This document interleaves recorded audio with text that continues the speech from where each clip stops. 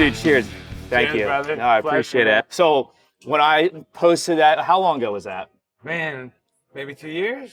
2 years ago? I think so, right around there. I posted that story, and you did a interview. I think it was with some, like, was that your buddy, like an Australian? No, so not my buddy at all, man. So what it was we were just pulling in to San Andreas, Colombia, after like fucking mayhem. Yeah. Like big seas. Oh, okay. You weren't even back yet. You were still. Fuck no, we were still going. We weren't even at the canal yet. We had just did our longest run from Roatan to San Andreas, and 400 and something miles, maybe almost 500 miles for that run. So let's go back so the voyage started out of Sarasota. Yeah. So how it went was we basically Sarasota from the Ramada Inn, if anybody knows where it's at, next to a place called Bowley's Creek. And if you look on a map, you guys would look at it and be like, holy fuck, right? So we've been there for maybe 10 days. It's like this hotel that's just kind of run down and stuff. And my buddy Matty, who like owns the boat and stuff, they're moving us rooms and shit. We're like staying room for here, moving us, and they're jumping us around. And it's just like we're trying to get the logistics of all the gear, and we're buying shit still and all this. And I get like that, dude, just going 60 miles. It's like, and he's 60 miles an hour, this guy. he's super fucking like calculated and stuff. Like I said, the man climbs Everest and all the mountains around the world, like the big shit. He's next level, but this ocean thing was different for him. But it was another fucking adventure. He's like, fuck it, So he hit you up and... Yeah, he hit me up and two of his childhood friends that he climbs with. Okay. Jono and Steve-O. And let's roll. And he calls me one day and he's like, bro, I got this boat. I'm going to plan this trip. I want to fly you out to wherever this boat is. I need you to look at this boat and figure it out. And I said, cool. Well, he tells me the trip and everything. I'm like, fuck, I'm all like trying to act like I'm not all amped up. I'm like, yeah, whatever. I'll check it out. Let me pull my shit together. Yeah, like whatever, cool. And I'm like secretly just like freaking the fuck out. And he's like, I need you to go to this place called Sarasota, Florida, to this boat company called Barker and look at this boat. And I'm like, is he fucking lying to me? Like, my buddies pretty much own this fucking company. So it's perfect. And it's like literally 15 minutes from my house. Yeah. And I'm like, are you fucking serious? And he's like, I've been there like 3 fucking times. And I'm like, I live like 15 minutes from there, bro. You could have like came to my house. Yeah.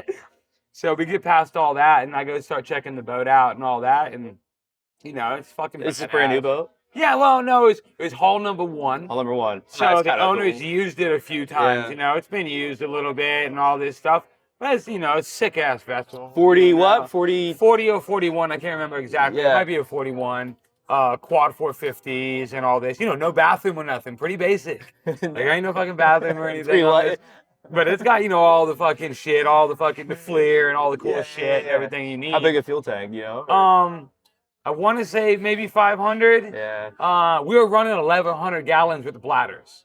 That's what we had. We were running 1,100. So we had 200-gallon bladders in the forward hatches, and on the back, I think we had like a 250. So 250, but so right around there is like a. All right, so you guys, so he just ended up buying this boat? Yeah, he bought the boat without telling no one. He's a secretive motherfucker. He's like a pop-up, like, hey, let's go right now, guy. Yeah. You know what I mean? I already got everything already dialed. Let's rock. Maddie's a ninja like that.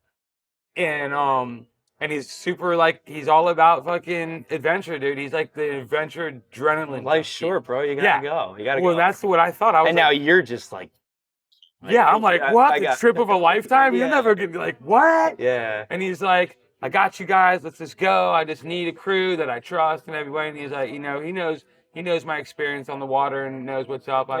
We spent some time. A little backstory of how I met this guy. Was in Nicaragua. I just got done winning a sailfish tournament in San Juan del Sur, and in my Ponga, it was a 27-foot Ponga single 140 Suzuki.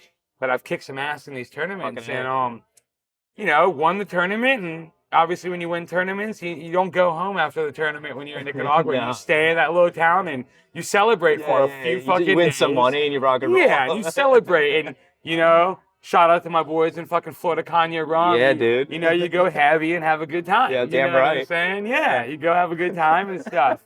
So, that's what we were doing. And then after the good time, it's just me and my first mate. It's time to drive home. It's about a 16, 17 mile run home from San Juan del Sur to Playa Gigante. Okay. So we're running home, and it's just us. And, you know, we got a Florida Connie bottle sitting in the cup holder. We ain't got nothing else to drink on the boat. We're still having a good fucking time. Yeah. You know? We're having a fucking So this is how you time. met. This is how you met this guy? So yeah, so I'm driving, and my fucking mate just starts going, "Hey Rob, look on them rocks." And I look, and you know, there's a fucking gringo waving his hands like this, and I'm literally like, "Fuck that gringo, let's go." And my mate's like, "No, man, you don't understand. That's like, there's nowhere in between. There's one house and there's no roads. Like, this guy obviously needs some fucking help." No shit. Like, and I'm like, "All right, fuck it. I'll turn over there." So I turn over. I pull in this little bay. It's called Playa Blanca. It's this little fucking Dude, this story keeps anchorage. getting better. Bro, it's this little fucking anchorage. And he's like, "Hey, man, are you going to this beach called Playa Gigante?" And I'm like, "Well, fuck yeah, I live there." Yeah. And he's like, "Sweet, man, you give us a ride?" So I was like, "Yeah." Put the bow on the beach, and he jumped in, him and his girl, and we just start cruising and shooting the shit. And, you know. Came boys out. Yeah, you know, we're just shooting the shit and all that. And, you know, 16 miles later, here we are, and drop them off and anchor. Did you guys party out. together? Well, we just kind of like, you know, he was having fun already, but he was ready to get home and stuff. And then, So you kind of helped him out big time. He's yeah, you know, he could have got home one way or another, but I mean, his being the adventure guy he's like, fuck, let's just see if we can catch a boat, some random boat, you know, and boom, here I show up.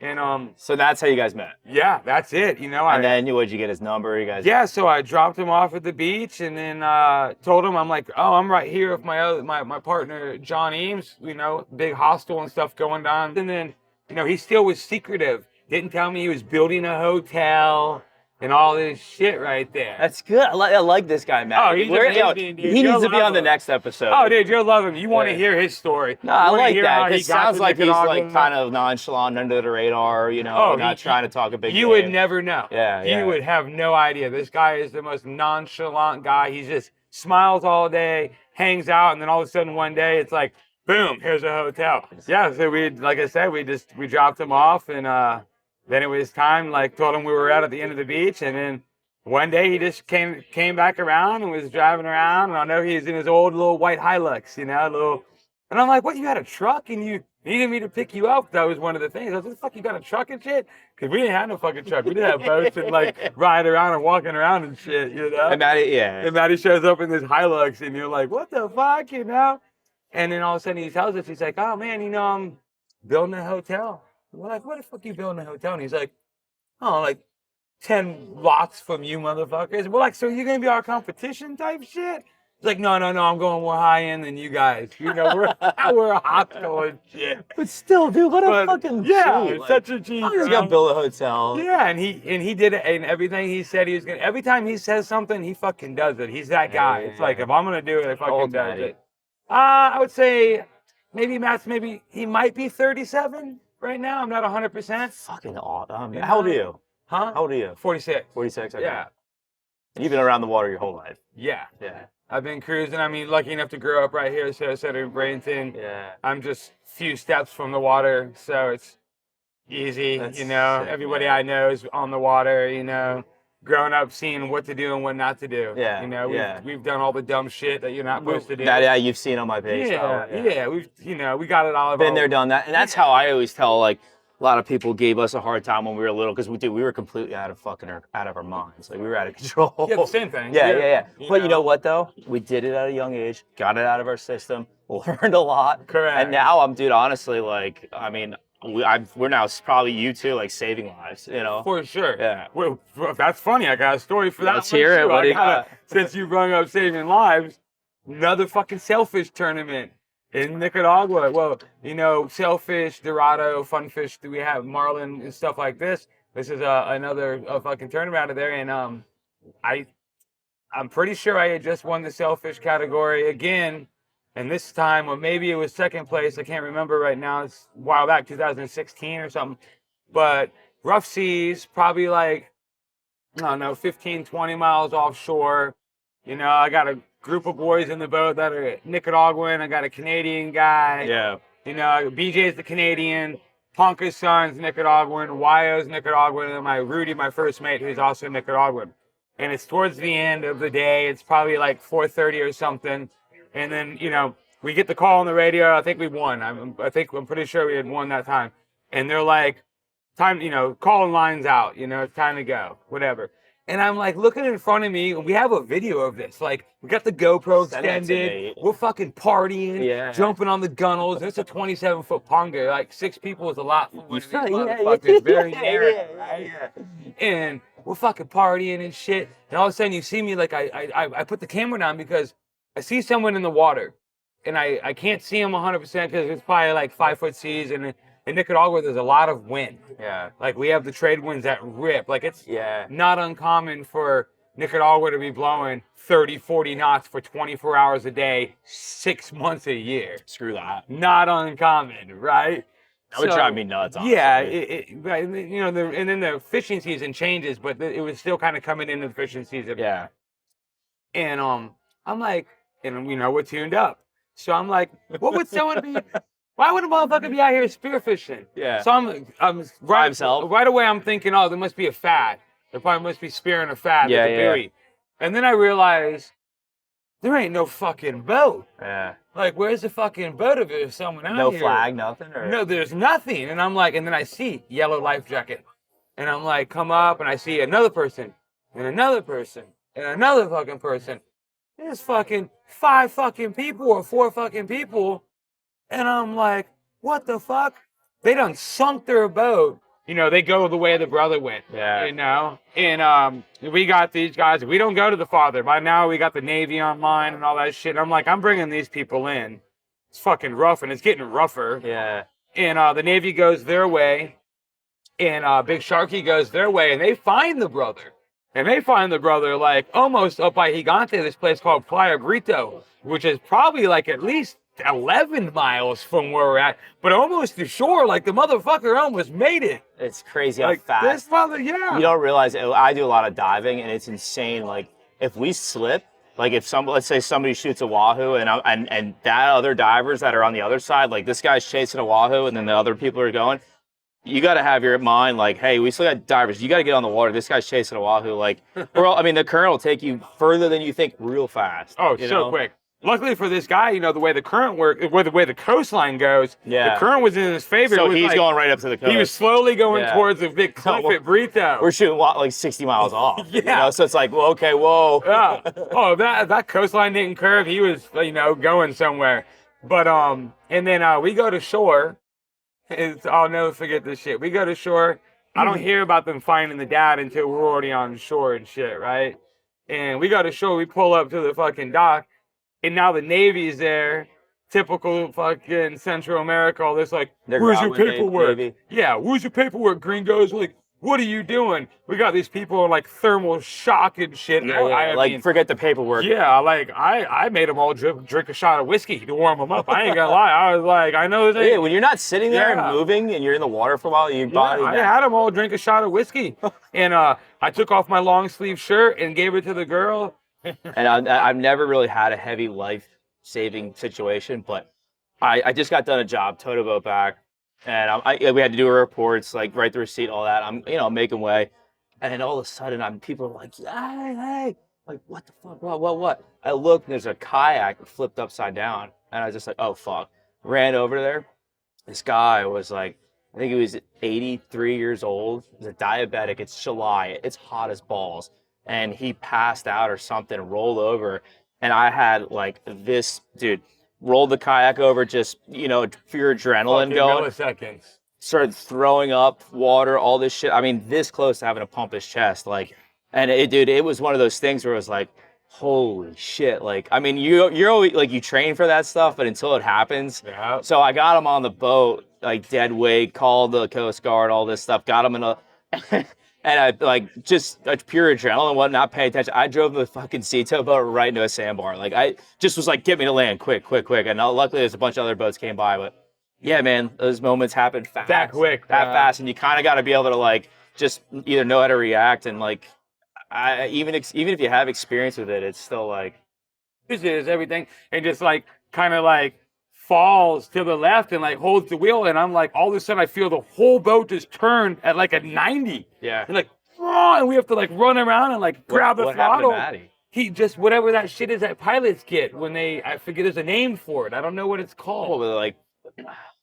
There's a name for it that pilot gets. He told me the name because he got this pilot license. I don't know what Okay. it's called, but it's because of the bright So light. he got like, I guess, lightheaded. And, something that's like the sea. I wish I knew. I mean, I know when everything. pilots pull G's, but it's not nothing. No, like it's that. not G's. No, it's like when you're just like flying and like maybe your altitudes are different or whatever. You just kind of like lose where so you're Maddie at. was running and he Yeah. fell over, and you guys Like he like kind of just like he didn't fall all the way over. He just kind of just lost his position, but like pulled the wheel all the way. Yeah. And the boat just like fucking. No, I know, and it'll bite quick. Oh, and it was cat. It Yeah. just turned, and we like drum back, we do it, and he like what the fuck? And then he's like, what the fuck? What's going on, guys? And we're like, holy fuck! We're not even an hour into this bad motherfucker. start. We're like, oh shit! And we're like, yo, turn all. I tell him, I'm like, dim all your machines down. Turn off the lights. If you want the red light on, have it on. But fuck all that. Just dim these machines all the way down. Have the flare on. And then, nothing like that ever happened again. He got his bearings and stuff. And we just started cruising, Next thing you know, light and all this. And we're fucking 8-10 miles. So what your average cruising speed? Like 40? We try to do 40 as much as possible. So you're sucking back gas. Oh, yeah. You're sucking back We're gas. sucking gas, Rob. It was time to go. You know Yeah. what I mean? It was time to go. It was like I said, triple lifetime. So shit. is that your longest run? So from Keys, where'd you go? Key West or? So yeah, Key West, Island Where's that? Mujeres, Mexico. Okay. Island Mujeres. Then we went to Belize to Roatan to San Andreas, Colombia to the Panama Canal, through the canal to Costa Rica. Fucking legend. Yeah, that's what we did. So your longest run's from the Keys to to Mexico. No, the No. longest run is from Roatan to Colombia. Okay. That's So the longest. let's go back from the Keys to Mexico. Pretty easy, like not easy, but It was okay. So that's when we started to learn our shit. Fucking, that was super easy until you get to the west end of Cuba and have to come into Island Mujeres, and it goes from 1.5 seas and calm to 6 footers in the sun setting, and we know customs is not going to be open, and how are we going to get into Mexico? so you gotta sit there and wait. And know these motherfuckers are going to, because we already heard the stories how crazy we were. That's why we didn't bring guns. No. All right, I'm glad you brought that up because my buddy did this trip and he was telling me not like you guys did. He was trying to get into Mexico, but they're like, we're not going without guns. Did you guys have guns? No, because we heard the stories of Mexico, how Yeah. they're going to So just fuck us. What he did, he took the guns. What did he say? He's like, they actually put them in PVC pipes and tried to anchor them and like drop. No, they dive under your boat and shit. Well, no, he got real worried about it. He said they got to the port and they were flipping the fuck out. Yeah. He never got caught, but on the back of your mind, like, dude, we dropped a bunch of shotguns right off the fucking. Yeah, dude. So, we thought we kicked every idea around heavy magnets to the motor. Yeah. You name it. Oh, so you were trying. I mean, We you thought wanted to about bring- every idea, but they have these fucking scanners, dude. They scan like X-ray scanners. So you guys are running. You're not holding nothing. No, what I decided to do was I knew the pirates carried small boats. I know there's a mothership usually, Yeah. and the pirates usually are on tillers. Yeah. So they normally have a 55-gallon drum in their boat, as I'll tell you later in another story. Yeah. So I was like, all right, give me all the fucking flares we got, because I'm going to shoot the fucking drum. Yeah. Send What them flares? bitches to the moon. Yeah. Yeah, they're like, fuck it. I'm fucking shooting them bitches to the moon. Yeah. So that was the idea. So we had a bunch of flares and all this shit, and that was the idea. We get to fucking Island Mujeres, pull in, Coast Guard, immigration ain't giving us so low. We pull into the fucking I heard it's a marina. bitch. They're like, no, man, it's fucking 5 o'clock. We're not working. They also want. Yeah, they want money and shit. They're like, and we're spun now because coming around that end of Cuba, Yeah. it got nasty. And the sun's going down, and we're like, fuck. We're looking at the charts and looking at everything. We're like, and we know there's some gnarly rocks coming through that area, but you can swing them and shit.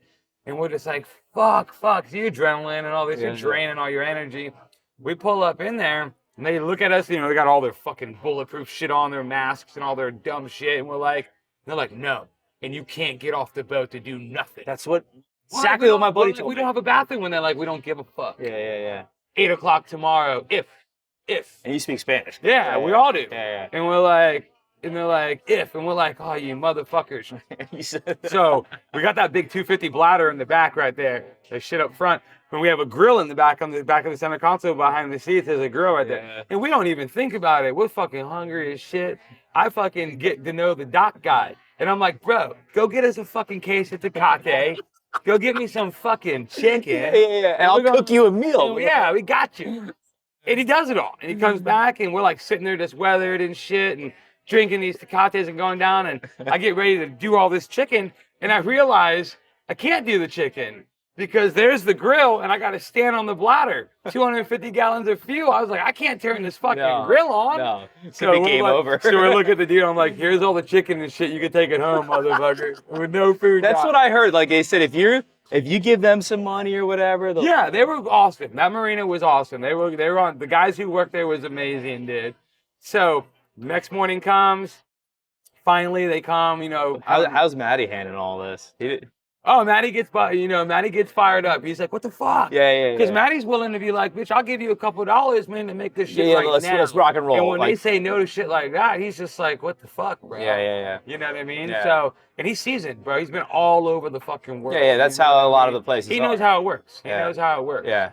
And when they say no, he's like, what the fuck? Yeah. You know? And we're over here going, what's going on, guys? And my dad used to work cross seas, and he said there'd be checkpoints every while and then, and like he said, the cops are like, if they see you, like if you're not a local, they just do this. Correct. And they're looking at this fucking boat, you know, 450s, catamaran. They like never seen nothing like it. They're used to sporties coming up in there, and they're telling us, they're like, where'd you guys come from? We're like, Florida, and they're like, they're waiting for the yacht. Yeah. Like, oh, is the yacht anchored up outside, and this is the tender?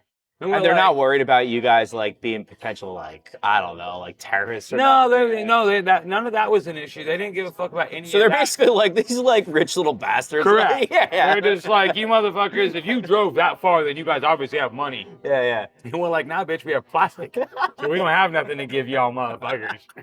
We got plastic. Unless you got a machine to run, motherfucker, you're fucked. Sorry. And our paperwork checks out. We're not you're doing legal. anything wrong. Yeah. Now let us in. Yeah. So they let you in. Yeah, so they let us in.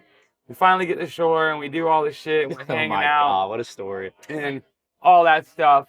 And you got some boys next to us in an 80-foot Merit and stuff who we end up meeting, you know. Because once Maddie was allowed to get off, once we were all allowed to get off the dock, Maddie went to immigration to deal with the paperwork. Yeah. So we're cleaning the boat and getting all that ready. I saw walking up down the dock, getting to know every fucking boat. Like, who are you? Where are you from? Yeah. Because everybody wanted to know. They're looking at this goddamn boat and they're like, well, you want to get a good relationship up the start. Well, everybody's trying to figure out why is this catamaran and where's the sporty? Because there was sporties there that had the same kind of catamaran with their Invincibles or Freemans as the dinghy, as the tender. Yeah. So they're like, so where's the sporty? Where's the yacht? No. And they're like, is there even a bathroom on there? And they're like, no. And they're like, where'd you come from? They can't even wrap their head around it. They're like, this is fucking crazy. And we're like, yeah. And they're like, where are you going? We're like, Nicaragua. They're like, no, you ain't. Like, so many of them told us, they're like, you're going to die. Like, literally, they're like, you can't do it. I've been through the canal hundreds of times. Maddie's nowhere to be seen. Yeah, and they're like, you're gonna die. You guys are gonna fucking die. There's no way. You can't go up the Yucatan. You can't do this. Down with pirates and seas and currents and wind. Like, you can't do it. And we're just like, well, we're doing it. Yeah, we're fucking committed now. We're already fucking in the mix, dude. We're fucking doing it, you know? So, you know, we get stuck on Isla Mujeres for maybe 2 weeks. This was your first stop. Yeah. Right? Okay. And the seas 2 just weeks. get out of control. Damn, that sucks. That's Maddie has to fly back. Maddie just had fucking a baby and all this shit and all this. So he flew back? He flew back to Costa Rica and had to deal with family stuff and leaves us motherfucking degenerates in Mexico by ourselves. On the center console. On the center console. Not like a sport fish. Yeah, he leaves our asses there by ourselves, right? And at this time, Steve-O had to go back to medical school. Steve-O lasted as long as he can, and he didn't want to leave. Yeah. You know, he understands. He's like, I want to do this, but he had other obligations and stuff. So it's just me and Jono, who only just met on this trip, you know? So here we are in Mexico with a little fucking side-by-side that we have rented in this nice little fucking bungalow. For 2 weeks. Yeah. You know, That's a long time. That many people on a little fucking island, right? Did you guys get this fish or anything? Or we didn't get to do none of that. We got at each other's throat a bunch of times because we're by ourselves in a fucking room and get fucking frustrated. You know, you're fucking boozing and whatever and having all that shit. You know, we're best friends still right now to the day. But you had your I know all about it, you bro. know how it is. I went through hurricanes being stuck in a like 2-bedroom condo with like 10 of us all in. Yeah. And Jono's, you know, Jono's this badass fucking mountain climber as well, but he's all about driving motorcycles everywhere, and he has this big old school like minibus, like you know, like the you know, when you go to school, you always didn't want to ride the short bus. Yeah. He has a short bus converted to like a pimped out little wagon. Yeah, you know, he rides all around and shit. So we're cruising and doing that stuff, and so once we're all good, once they check us out and they say we're good, now we gotta fuel up. So now it's time to fuel up for the next run. Okay. So we ask them where the fuel dock is. We go around, we find the fuel dock. We pull up. We're just kind of fueling up, and everybody's looking at us, and we've got the bags and all this shit to fuel up, the bladders. And this fucking little scrawny motherfucker, I see him coming from like a half a mile away in this little dinghy, like a little 8-horse little dinghy. They come. There's a whole sailboat mine out there. All these fucking little sailboats out there moored and shit. And he's coming. I see him with a little cigarette and shit. He's coming. He's coming in hot. And he's like looking at us, and he jumps out the boat. He ties up. And I'm standing like by the fucking pump number 1. And he walks right up as close as we are right now. Walks right up. We got a cigarette. And I'm like, fumes are everywhere. And he walks over. He's like, what's up, guys? German as fuck. And he's probably like 19 years old. But you can see he's weathered. He's obviously been at sea for a minute or been doing it for a long time. Yeah, doesn't give a fuck either. Shows the fuck up. And he's like, I'm like, oh, put the cigarette out. You know, all this shit. And he does. Yeah, so these motherfuckers, we're at this dock. So yeah, you're fueling up. Yeah, we're like, put that cigarette out. And he's like, okay. And then we're just shooting. He's like, same question. Where'd you guys come from? We're like, Sarasota. And he literally goes, no fucking way. No. My parents and me own a bunch of property in Venice. Place I was telling you where the shark's teeth are. Yeah. And I'm like, what? And he's like, yeah. I'm like, nah, bitch, you're German. I hear the accent. He's like, I know. But we've been living in Venice and ends up having like a few hundred acres with an airstrip. Like the kid comes from crazy money. And what what a small world. Dude. You know, like how that shit happens so often to me. I don't know about you, like. Oh, for sure. Right? 100%. But he comes from crazy money. And I'm looking at him like, I can't believe it. I mean, show me his sailboat. And he's like, and you know exactly where he's talking about from. I know to the fucking address where he's fucking talking about.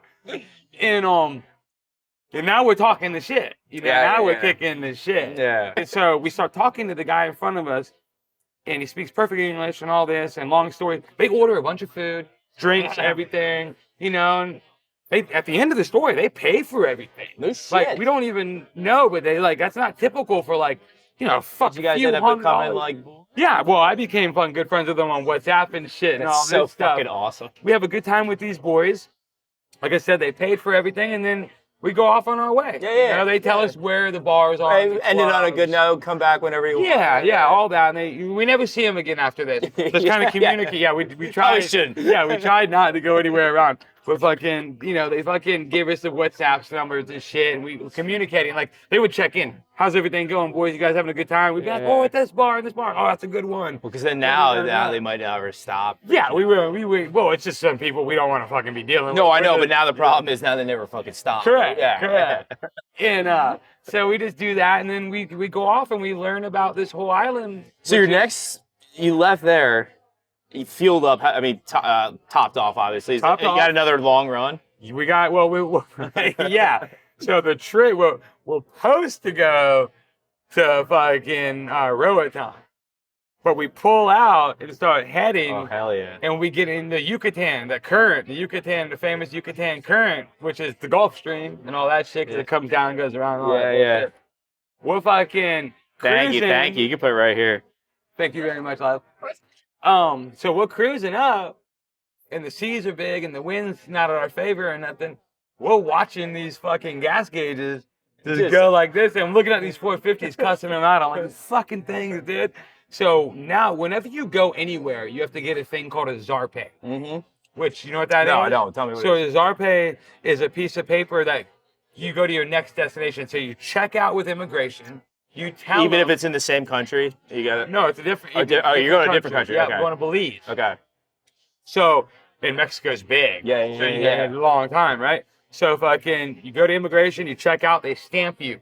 You get a thing called a Zarpe, which means this is my little piece of paper. If I get stopped in between somewhere, I give them this piece of paper. It shows them my next destination. Is it almost like the what do you need when you're get your captain's license? Fuck, I can't think of it. So basically, when you go in and out of ports, I'm gonna get a lot of shit for not remembering this.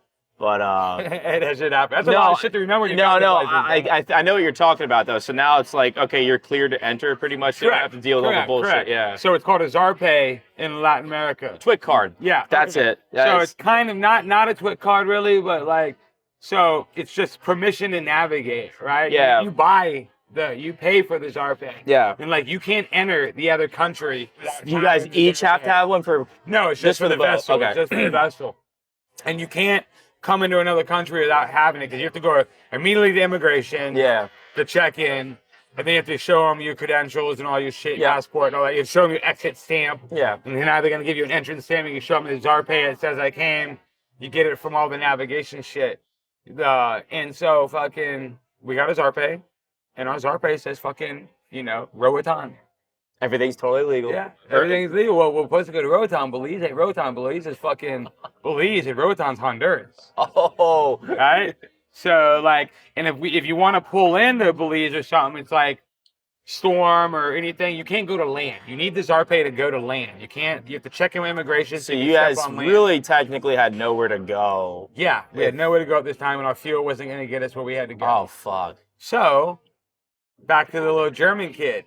I asked him, what's got you in Mexico? What's going on? You're from fucking over here, and you got all this land and some airstrip shit you're talking about. He's like, oh yeah, we own all kinds of hotels in Belize. My family's there, and we fly back and forth. And I'm like, what? He's like, yeah. So I jump on the fucking sat phone, and I call this little motherfucker, because during our 2 weeks there, he had already left. And I call him, and I'm like, bro, we need fucking help. We need fuel. And we need a place to stay, and we ain't got no fucking Zarpe.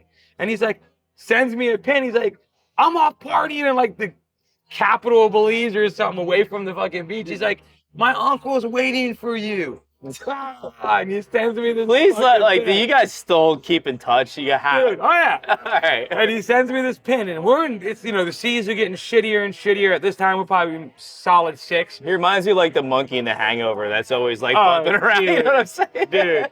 And we pull into this place called San Pedro.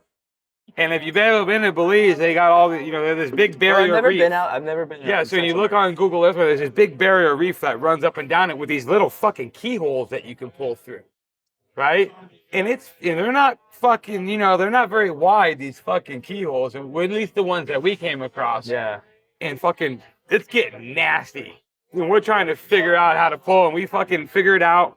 Here's a keyhole. Now the water's so clear. Yeah. You're seeing everything, and it's like fucking with your brain. You're like, am I going to smash the lower unit right now? Oh, I hate, yeah. As we're like in No, I know all about that, yeah. We're like, fuck me. When we went to the Bahamas, it was like that. It was like, whoa, we're going to fucking smack this reef right now? Yeah, dude. So and you come through these keyholes where like literally it's like where he's sitting and like that piece of wood is like dry fucking land. Yeah.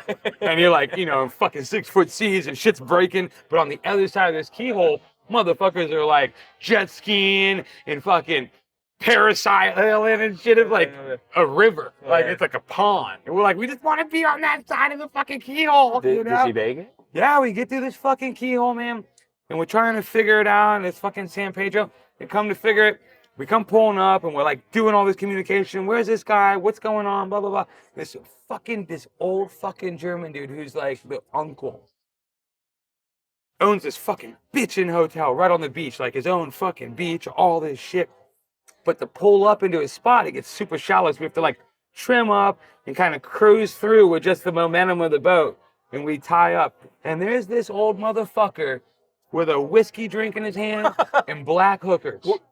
No. Yeah. And he's like, all thanks to the boy. Yeah. And he's like 80 years old, and the hookers are like in their 20s or something. And he's like, are you the boys? And we're like, we're the boys. We're like, what about the boys? You can't make this shit up. No, dude, we're like, and he's like, tie up, come. We have no Zarpe. And we're like, so if you get caught, confiscate your boat type shit. Like they can, who knows? But you know, Belize. Sounds like you're kind of out in the middle of nowhere, though. Yeah, no, Belize is gonna confiscate your boat. They're gonna make you. No, but like where you guys actually pulled into, were you guys worried No, at all? I think San Pedro is pretty famous. Okay. But everything's islands, right? Like they have to jump around and shit. Yeah. Yeah, and it's our first time ever being in Belize, you know? And fucking, so we go to his little hotel, and we're like, is the boat safe? And he's like, the boat's safe, and we don't want no one to know we're there. Bro, within like 5 minutes of us being there, a crowd is around the dock of locals wanting to take selfies and pictures and all this of the boat. Why? Because you're rich Americans. It's just the boat. They didn't give a fuck about us. It was like, can we like, they were doing all these poses and like on their knees and like you could imagine like all this shit. And we're like, fuck. And we're like, and he's like, yeah, your boat's going to be safe at nighttime. Well, I'm like, all these motherfucking, you know, these dudes are all shady too. And one thing I learned about Belize is fucking, that is a pirate country. Everybody's shady. No, yeah, no shit. That's what it sounds. Well, we've all heard and read about shady it. As so fuck. Is that where this all went down? No, it was after that shit. And fucking so now we get our room. He hooks us up with a room. He goes off, and we don't know what's going on with him. He goes off with his fucking chicks or whatever the fuck he's doing, and we're just trying to like calm the fuck down. We're like laying in our room, just like, fuck, dude, this is crazy. Immigration. Are you even sleeping well? I wouldn't. No, fuck no. Yeah. In the middle of the night, like as soon as it got dark, I walked out and stayed on the fucking dock just to sit next to the boat, even though he said he had security. Yeah, I would sit there. Fuck no, dude. I was like, that's all you got. Yeah. Our obligation more than anything was to make sure Maddie could sleep. Because Maddie was doing most of the driving. And make sure you get Maddie there and Maddie back. Yeah, just like, you know, let him do his thing. You know, he had a vision of him driving and doing his thing and just, so he needed more of all that than any of us. That's right. So we just wanted to make sure that he was good. That was the main thing. So fucking, I keep going out to the boat, all this shit, and then, you know, we eat a pizza with this dude. He finally sits down with us. We're like eating a pizza, and he comes down. He's fucking tuned the fuck up, right? Tells the girl or whatever to go away so we can sit down, and then just starts spilling his guts to us, telling us how he made megas of millions of dollars in Germany, like on something that maybe metal company or something. I can't remember. And he's like, I'm gonna blow it all in Belize. Drinking and hookers, and I'm not gonna leave nothing to my little nephew that sent you here. Fuck him. And we were like, well, where's he at? And he's like, he's off partying, and he's made me give him my credit card because he said he lost his, and he's off fucking who knows what he's fucking doing. You know, it sounds like this little kid has a fucking great fucking time. Is he still there? Yeah, I don't know where he's at, but he's either there or fucking there. He's either one of the He's probably out there. Yeah, and then he said they had a big piece of property in Canada, but he's like, we don't go to Canada much. And I'm just like, fuck, you guys are crazy. I would stay right where he is. Dude. And he said he had a big badass aluminum sailboat being built for him that was worth a lot of money and shit. So maybe that's what he's doing now. I don't know. Bro, that's nuts. But so we have fun with the guy, and then we go fucking to our room and we like relax. We get up in the morning, and all of a sudden, I forget how it was, and maybe the bartender or maybe someone comes to us and goes, immigration knows you're here. You have to go now. They're coming. Was that? Did you trust them? We said, fuck it, we're going. We aren't taking no for an answer. Yeah, no, that came at me too. Yeah, I just packed the bags and get the fuck out of here. Now we got to fuel up. Oh, shit. And we got to fill up 11. So now, this is just me. If I would have got to the port, that would have been the first fucking thing I've done. No, we couldn't because it was closed. Okay. We wanted to. Yeah. It was closed. Well, that was the very first thing we tried to do. That shit was closed. So you feel So we wake up the next morning, and it's cranking like 25, 30 mile an hour onshore winds. It's like victory at sea out there. We're like, there's no way we can go out there on the other side of the reef. There's no fucking possible fucking way. It's just like, boat's gonna break or something. We don't fucking know. It's out of control out there. Yeah. So we're like, all right, we got to fuel up. We can't be in the boat. And they come in, we can't be around land, you know? So we jump in the fucking boat and we go to the fuel dock, which is right around the corner. And we're trying to fuel up. Now, these fuel docks are high. Yeah. Tides crazy tides. Shit, right? And it's at like low tide at the time. And the side we could pull up on where we're blowing off the dock, there's like a big ferry, some shit that's not moving. Yeah. So now we gotta go on the side that's blowing us into the fucking dock. Yeah, right? what are you dealing with? 8-foot tides. It's fucking out of control. Luckily, it just wasn't rough. Yeah. The wind was, this big ass boat, it didn't have a bow thruster neither. This boat don't have no bow thruster. So this thing gets caught in the wind, it just starts fucking big moving. 40-foot boat, I had the joysticks of the ship. Yeah, but still, that ain't gonna do it. I mean, you're putting that starboard motor forward. Dude, And Matty did an amazing job. He was fucking just owning the, like he just owned the boat. Yeah, yeah. And then we took off. And dude, it takes some people about a year to even get used to their new boat, you know? And he was like getting the crash course within like days. You know, like he wasn't there like just driving the boat around for months before. I was like, okay, here we are, let's go. So fucking we're getting blown, we're pulling up to the dock and shit. I fucking lash off to a piling and pull tight, right? I'm like, fuck, I'm gonna pull tight and swing the ass in and we're good. The fucking piling breaks. No shit. Snaps the fucking piling and right the fuck off, dude. Now we're going. These motors are about to go under this fucking fuel dock. I'm screaming, Matty, punch it. Matty's looking. And if we punch it too hard, we're going to hit the fucking bottom because it's only like 3 feet deep or some shit. Oh my God. And we fucking maneuver it and we get out. We finally pull the fuck out. Without any damage, really? And that fucking ferry finally moves. Come around to the other side. Fuel now up. all the dreads and Rastas and all the fucking hard motherfuckers are looking at us. I'm like, can I fucking tell you a line, motherfuckers? And they're like, yeah. One dude's like, yeah. You would think they would be all about it. Like, No, they just love to stare at you. Like, look at these motherfuckers. Look. you would think like, all right, cool, maybe a good tip's coming my way. Dude, that's what the one guy, we showed him some love. Feeling the shit, backed up in there and got tied off. And we're fueling. And we know immigration's coming, and I think this guy told us, he's like, here they come, bro. And we're like looking, we don't see them, but he's like, you gotta go. I think we might have topped off 650, 700 gallons only out of 11. And it's time to run now. So we fucking zoom in on the fucking How's the screen. weather? The weather's fucking good, but it's just cranking on shore. The weather's perfect, like this. With 30-mile-an-hour shores and Victory at Sea out there. And we're like looking at us like having to go through these fucking keyholes, and we're like, no fucking way. But you gotta go. No way. But we zoom But in. you have to get out of there though. We have to leave right there. Yeah. Like right there. No, we would have been arrested and they would have confiscated the boat. And then they probably would have just held us for a while until we dropped like, you know, thousands and thousands of dollars to get the boat back, if that would have even been an option. Okay, remember where we ended up? We had to move a little bit. Running from Belize. Yeah, okay, yeah, let's go. Come on. And I just still can't get over the fact that this 19-year-old has been like your fucking boy. I mean, No, Matty? No. The 19-year-old kid, though, he's been kind of yeah, the little German kid. Yeah. Fuck. Dude, he was on it. And without him, I mean, he kind of got you guys where you needed. He got us in there in Mexico. Yeah. He got us fucking in there, bro. If it wasn't for him, we would have had to. We're good at. So shout out to the 19-year-old German, bro. If it wasn't for him, we would have had to move a little more. It would have took a little more. We would have figured it out. Where you could have ran out of gas. All that. Well, we were already getting gas. We were already fueling up. So you got fuel.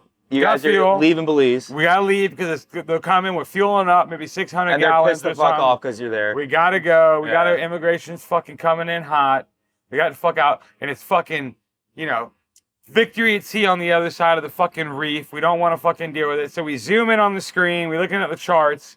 You know, we're like, well, fuck, this reef runs crazy amounts of miles towards where we're going. Did you guys? Sorry to interrupt. Did you have like any?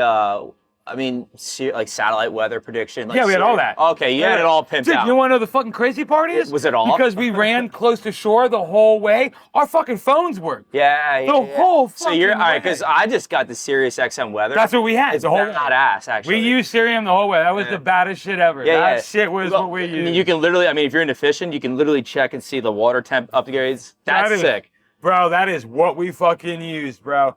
We could have used any of the other shit. That shit worked perfect. Yeah. I think only a few times it didn't work, but we were like hundreds of miles away. And if it doesn't work, it's usually delayed just a little bit, but it's spot on the money sometimes. That shit was spot money. Yeah. Shout out to them boys. Sirius XM by Garmin. That shit works good, bro. I just got it. Literally used it last week. I mean, the weather was fine, but still, it was cool to see your sea surface temperature is like. Oh, you got everything. Wave, direction, you name it. When we fish and dive, it's like, okay, that current, that sea surface temperature can move so fast. So it's like, oh, fuck, we went 10 miles the wrong way. Like, let's turn around right now while we still have the chance. You know, we can literally get the updated No, video. it was next level, dude. That shit was. So you guys left, it's fucking gnarly. Yeah. It was like, we didn't use the radar much because we had fucking service, right? So it was like, why even use the radar? It's like, we're not fucking needing to look for shit. And, you know, you can't even see the pirates on the radar. They're too low to the water, the little pongas of the fucking radar. What the fuck? That's what I remember hearing in your video. You couldn't even pick them up. Not until they were like as close as the fucking camera. And all right, let's slow down a second. So you leave Belize. Is this where it happens? Yeah, so we leave Belize. We don't want to go outside because it's fucking Victory at Sea. We look at the fucking barrier reef, you know, whatever they want to call it. I call it the barrier reef. It's fucking long fucking reef. And we're like, well, fuck, we can, like, we're sitting in like water like a pond. We're like, well, this goddamn reef goes this fucking far. We have a long place to run. But immigration's coming. And we also know that, you know, immigration gets some money from America. So now we're thinking helicopters might come. And, we're thinking of everything. It doesn't mean it was going to happen. But we're just like, holy fuck. Yeah. So we jump up to about 65. We jump her up. And she's light because we only have a few hundred gallons. What's she 600 max gallons. out at? Like 70? 82. 82? Okay. She would hit 80. We might have hit 85 one time. So 65, you're fucking moving. You're a little scared. You're fucking moving. And as we're moving, we're like getting comfortable. We're looking, got the stabies out. We're looking and nothing can find us. We're like, oh, wait, no helicopters. We're going, no immigration. And then land kind of leaves. And now you find all these fucking islands that, it'd be an island that's like, I don't know, maybe 400 or 500 fucking football field, a couple, not very big, but the only thing on the island would be one huge mansion. Like, with a helicopter pad on top. And we're like, well, fuck, who owns that shit? It'd be another one. It'd be another one. Like this, some narco shit or whatever. Some people with that big money, who knows? But I'm sure some of them were narcos. Who fucking knows? 100%. We're in fucking believe. Yeah. All right, guys, this week's episode is brought to you by Turtlebox. Turtlebox has become one of the most popular waterproof Bluetooth speakers in the industry. On the water, you can literally throw this thing in, you can run it over, it's not gonna break.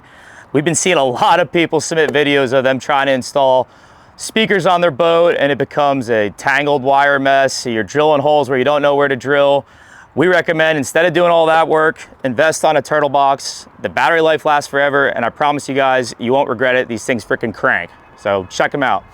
I want to do this trip.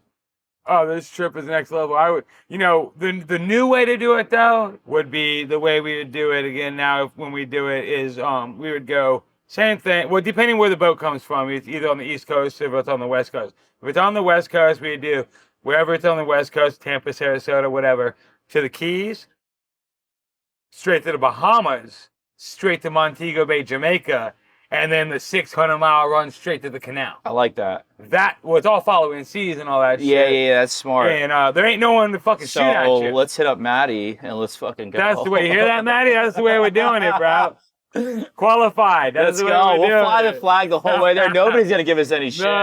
Our buddy from where you're from up in the Carolinas, I don't know if you know about Tranquilo. Yeah, the Coffer family. Yes, I see it all the time. I love the Coffer family. They come through Wrightsville Beach. I've seen them. Well, they sold the boat, so that's where they're from. Is that area? They had, I don't know where you're I've seen now. Tranquilo a lot. But they came to Nicaragua and lived there for a long time. And Captain Kidd, the son, he told me the route they went, and that was the route they went. Smart. You know what I mean? And they probably did they have any issues? They only had one thing pop up on the radar where they got the guns out and stuff, but then it kind of veered off and never came. But I was like, well, fuck, if it popped up on the radar, then they weren't no one in trouble. You don't have to worry about them. They don't come on the radar is where you got to worry. Some motherfuckers that don't come on the radar. You know? That's what happened to you guys. Yeah, it's like, so fucking, we're running that whole thing, right? We're running down the Belize shit. We're getting like, we're getting in awe of all these islands with big houses and shit. We're like, oh, look at this. If I had that house, I would do this. Like, we're forgetting that there's immigration looking for us. Before we even got to these houses, did you have a good idea that this was probably the shady area? No, we didn't know that because we were just so worried about the fucking... The weather? The immigration. Oh, immigration was the only thing That's on your mind right now. The only thing. But we started seeing these big black things in the water. Yeah. And what they ended up being was big coral mounds that stick up so high that 60 miles an hour, we could have hit with our lower unit and they could have just ripped every lower unit off. Like literally. So we're like, now we're dodging. Like you see these black things, you go over this. Black thing, you go this way. Black thing, you go this way. We're like dodging all this shit. And now we come to the end. And it's a fucking sandbar. Like we think we're just gonna come out next to the island, like this whole fucking reef. Like, we think we're just going to come out and go to the open ocean and there's going to be Roatan Island and we're going to be winning. We show up and it's like a fucking sandbar. Like, you can't go across. You know what I mean? You can't just run across. Yeah. So we're like, slow down and we're like trying to cruise this way and cruise over. We're looking for like a little sandbar keyhole with a tide in it. And we find one. We like trim up and shit and we like go through this motherfucker, and we get to the other side, and the other side drops off like 600 feet or something. Just like just fucking dumps I bet the off. fishing's probably pretty Oh, good. for sure. Yeah. There's no doubt about it. Yeah. And just dumps the fuck off. So, but now we're back in big seas. They've kind of mellowed out, but Longer they're still swell period, fucking but, like, gnarly. yeah. It gave us a little bit of a period. But I'll show you some pictures of the Barker. Yeah. She ain't got really no bow. Yeah. Like, it's not like your typical Freeman and all that with any flair. It's a Barker. She's spitting a lot. And, yeah, it's a Barker, and fucking it's kind of built off a race hull. Okay. So she's kind of low and sleek and can fucking get it. Like, if you're in Florida or out here somewhere like this, like, yeah, it's fucking... In Costa Rica, it works perfect because it doesn't taking get them over the gnarly. bow at all, or? So this was our first one over the bow. We come out, and we take, I don't know, 6.5 footer right on the bow. A big enough one way, hit the bow, it ripped off the rub rail all the way down the side of the fucking bow. Damn. Rub rail just fucking... I was going to say, a couple of them would be frustrating, like, all right, fuck, now we're wet, Oh, yeah. Well, I tell you, speaking of wet, I was in my goddamn slickers the whole time. I conned my boys and I tried to tell them, buy slickers, buy boots, all this. And I got the boys to buy some boots. Jono bought some boots. I think Steve-O might got some boots. Matty was stuck in his way, like, I'm just going to do my thing and blah, blah, blah. Bitch, I was fucking Grudened up. Yeah. Fucking head to toe boots. Damn right, you're smart. I was the only dry one. These motherfuckers were wet the whole fucking trip. There's nothing worse, and you're cold as fuck. Oh, dude, it was, I don't care how hot it is, you're cold. Them boys will buy some slickers next time. Yeah. I tell you. Shout out to Grundens, by the way. Shout out to Grundens, bro. But, them boys were fucking pirates. They didn't give a fuck. They were ready to rock, you know what I mean? But, yeah, there was a couple of moments where motherfuckers were shivering. I remember Steve-O, he ended up buying some fucking, like, some shit that looks like Grundens, like the yellow ones, and, like, from somewhere. Them bitches done ripped and all this, and he's, like, sitting back in the beanbag chair, and there's, like, a hole here and, like, shit here, and, where the button is ripped off. I just can't believe it ripped the rub rail off. That's not a big wave. I mean, that's not a small wave. That's a big wave. So now, before we can go anywhere, the rub rail's hanging off, and you don't want it to go in the lower units and shit, right? No. So you're just like, fuck. So now we're sitting there, little fucking rubber mallet, and we're trying to, get it inside, because it's the, the rub rail stayed on, but it was the centerpiece that came out, Yep. So now we're trying to hammer that fucker on, trying to fucking go over these fucking waves, and it's starting to calm out, but the swell's still there.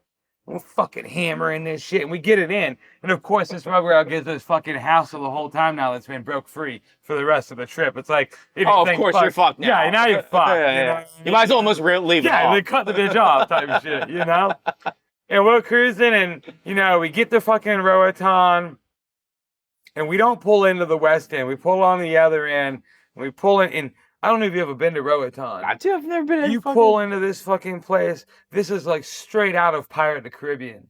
Like, I don't know whose house it was. I don't know if he was a narco or who he was, but this motherfucker had a tiger walking around his fucking yard where you could, on a big fucking chain, where you couldn't even walk in the yard. I don't know if it was resort or I don't know what the fuck it was. That was the house big behind. Fuck, it was, and he had fucking hammocks and stool and bars in the water that's waist deep and all this shit. And it was just like straight out Pirates of the Caribbean. Like, no swell. It's kind of badass. Oh, as bad as it could get. Yeah. There's no swell could ever come in there. All this shit, deep water, all this shit, and anchorages. And we pull up, dude, to this fucking like random dock. And there's the fucking dock master. Never forget this thing. His name is Tony from South Africa. And he was the dock master. And if you've ever watched Pirates of the Caribbean, there's the one goofy guy that his face is like melting off and he's all... This was the living version. He had cancer in his face and all this, and he didn't give a fuck, and everything was just like holes and this... Dude, this was the living version of that guy. What was this marina? There wasn't no marina. It was just a random fucking dock. Oh, okay. I don't even know the fucking name of it. It was very far from the West End. How the hell did you end up here? We were just fucking following the maps. And we knew the West End was tourism. And we were like, well, that means immigration. And we're like, if we go as far as anywhere tourism, you want to get the fuck out of it. That's your mission. And we look at these little nooks and crannies. We were like, well, this is probably the spot. There's no tourism. Are you guys trying to stop and get some rest? We had to. Yeah. Well, we needed fucking fuel and all that bullshit, So fucking, we pull in there. This guy Tony's right there. We fucking get on there, and they got this little shack, like a little bar shack that only opens at certain times, and the only people there are the people at the dock. So we kick it with Tony and his wife. We meet some people. They do a little live music and shit. Matt's a beast with the guitar, so everybody all into music and shit. And the wife's fucking and they start telling us the stories of how they left South Africa, how they left with like a gang of boats in like 20 fucking And all foot ended up there. seas. No, A lot of boats didn't even make it. They don't even know what happened to these people. Jesus And Christ. they made it, and they lost power, and a mast broke. They're like surfing down these big waves. They're telling Bro, me, we don't even realize like how. oh, they're good gnarly they as are, like- shit ever. And you know how them South African boys are? It's Yeah. like they build these catamarans that are so fucking gnarly, and they build all these little fucking places to hide your wealth. Yeah. Because you can't leave with your wealth. Yeah. Like you're not. So they build these fucking boats that like stuffed full of their wealth and shit. Elon and Musk leave. did it pretty well. Like it's fucking crazy, dude. And I didn't really know so much about it. And this guy is just telling us this shit. And he's like just giving us the stories of like going down these big faces of waves and no power, and the mast is like crooked, and then I got the spinner and shit and all just this stories that you're just like, holy fuck. And you know, the whole time this guy's face is like falling off. Yeah. As he's talking to you. Yeah. You know, and he doesn't drink or nothing. Like you And can't. you're just Like, like- I mean, you can't make this shit You're up. just like, this is fucking as crazy as it can fucking ever get. Yeah. You know? And we didn't bring alcohol on the boat. We didn't bring any alcohol on the boat. No alcohol on the boat. Nope. When we got to land, maybe a couple beers here and there, you know. Matty was pretty. No alcohol. Matt was pretty about like, I'm not even drinking. He was good Smart about, man. you know. I was like, I need a fucking beer. You know what I mean? But we Well, kept it honestly, that's mellow. a good call. Like, I mean, No, it was a great a call. lot of big like Yeah. yachts that are traveling across the country. They had dry boats. Dude. Yeah, the only time we brung alcohol in the boat at the very last. Once we left fucking San Andres, Colombia, and we made it to Panama on this side of the fucking. Where it was like, whew, Yeah, we knew Yeah. all we have to do is go through the canal. yeah, At that marina, we bought beers to have beers to go through the canal. okay, That's what we did, and then that was the only beers on the boat. dude, And they ended up that being- is such a. And they ended up, you know, we went and bought regular beers, and we ended up buying the little mini fucking.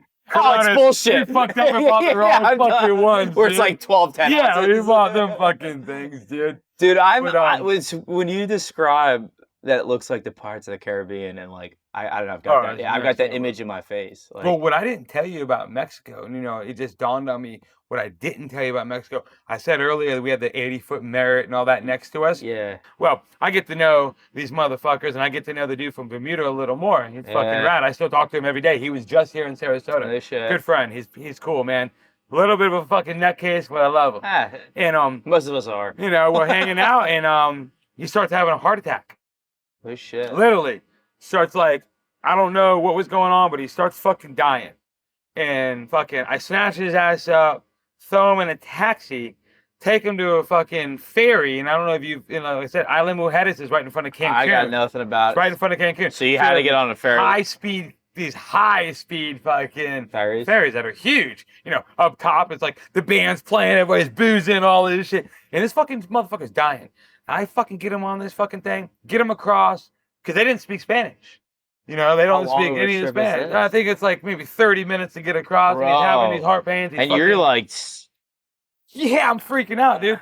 Get him across, get him to the hospital, right? And come in there, they like know something's wrong. Well, they don't, you know, these motherfuckers don't take you in if you're gringo unless you have the cash right there. okay, yeah. So we have to figure all that out. We give him the cash, get him up in this motherfucker. And he's literally having a heart attack. They have to end up putting a new heart stem, a valve thing or whatever in his shit. And all keep this- him alive. to keep him alive. Yeah. And then they keep him in the hospital for like 10 fucking days. They go back and visit him, all this shit. He's all fucking having fun with the girls and shit in there and shit. And fucking literally saved this motherfucker's life, bro. And now we're good friends, you know? And then at the end of all that shit, you know, Maddie has a soft heart. The kid's like, bro, you should let me come for the rest of the trip. And we fucking bring this kid. Nah, man. so this is how you Yeah. lost one, but you gained one, Yeah, right? we gained one. They bring this fucking kid on the rest of the trip. He meets us I think he met us in Panama. He didn't come through the other way. Okay. He meets us in He didn't go Fly. through the shit. No, he didn't go through the shit. He meets us.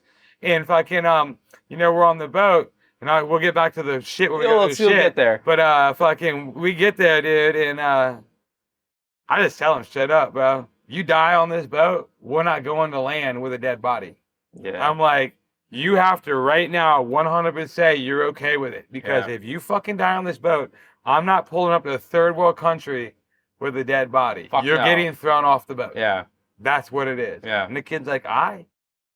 That's what he did. That's got to put know? some pressure. I told him straight up, bitch, you fucking die, bitch, you are not coming through this motherfucker with us. Like, straight up. You're getting thrown the fuck off the boat. I get it. I get it. I mean, you're not gonna, what are you gonna do showing up in a boat like that? With a dead body. A dead body and trying to tell them, oh, he just died. Yeah. Bitch, that shit ain't working. How'd Maddie feel about you bringing it? Or not you, everybody was. Well, Maddie made the decision to bring him. You know, it's Maddie's boat. He ultimately makes all decisions. Yeah, yeah. But halfway through the trip, Maddie definitely was like, I made the wrong decision. Yeah. He's like, this fucking guy, man. This guy. You can't look back at it We'd now. stop at fucking places to fuel up, and we'd be like, Maddie's fast. Like, let's go. We got to get out of here. This motherfucker would be at the bar hanging out. We'd be like, Yo, get the fuck we got to take a shit. And like 20 minutes, 30 minutes go by. We're like, what the fuck? Maddie's like, I'm going to leave this motherfucker right now.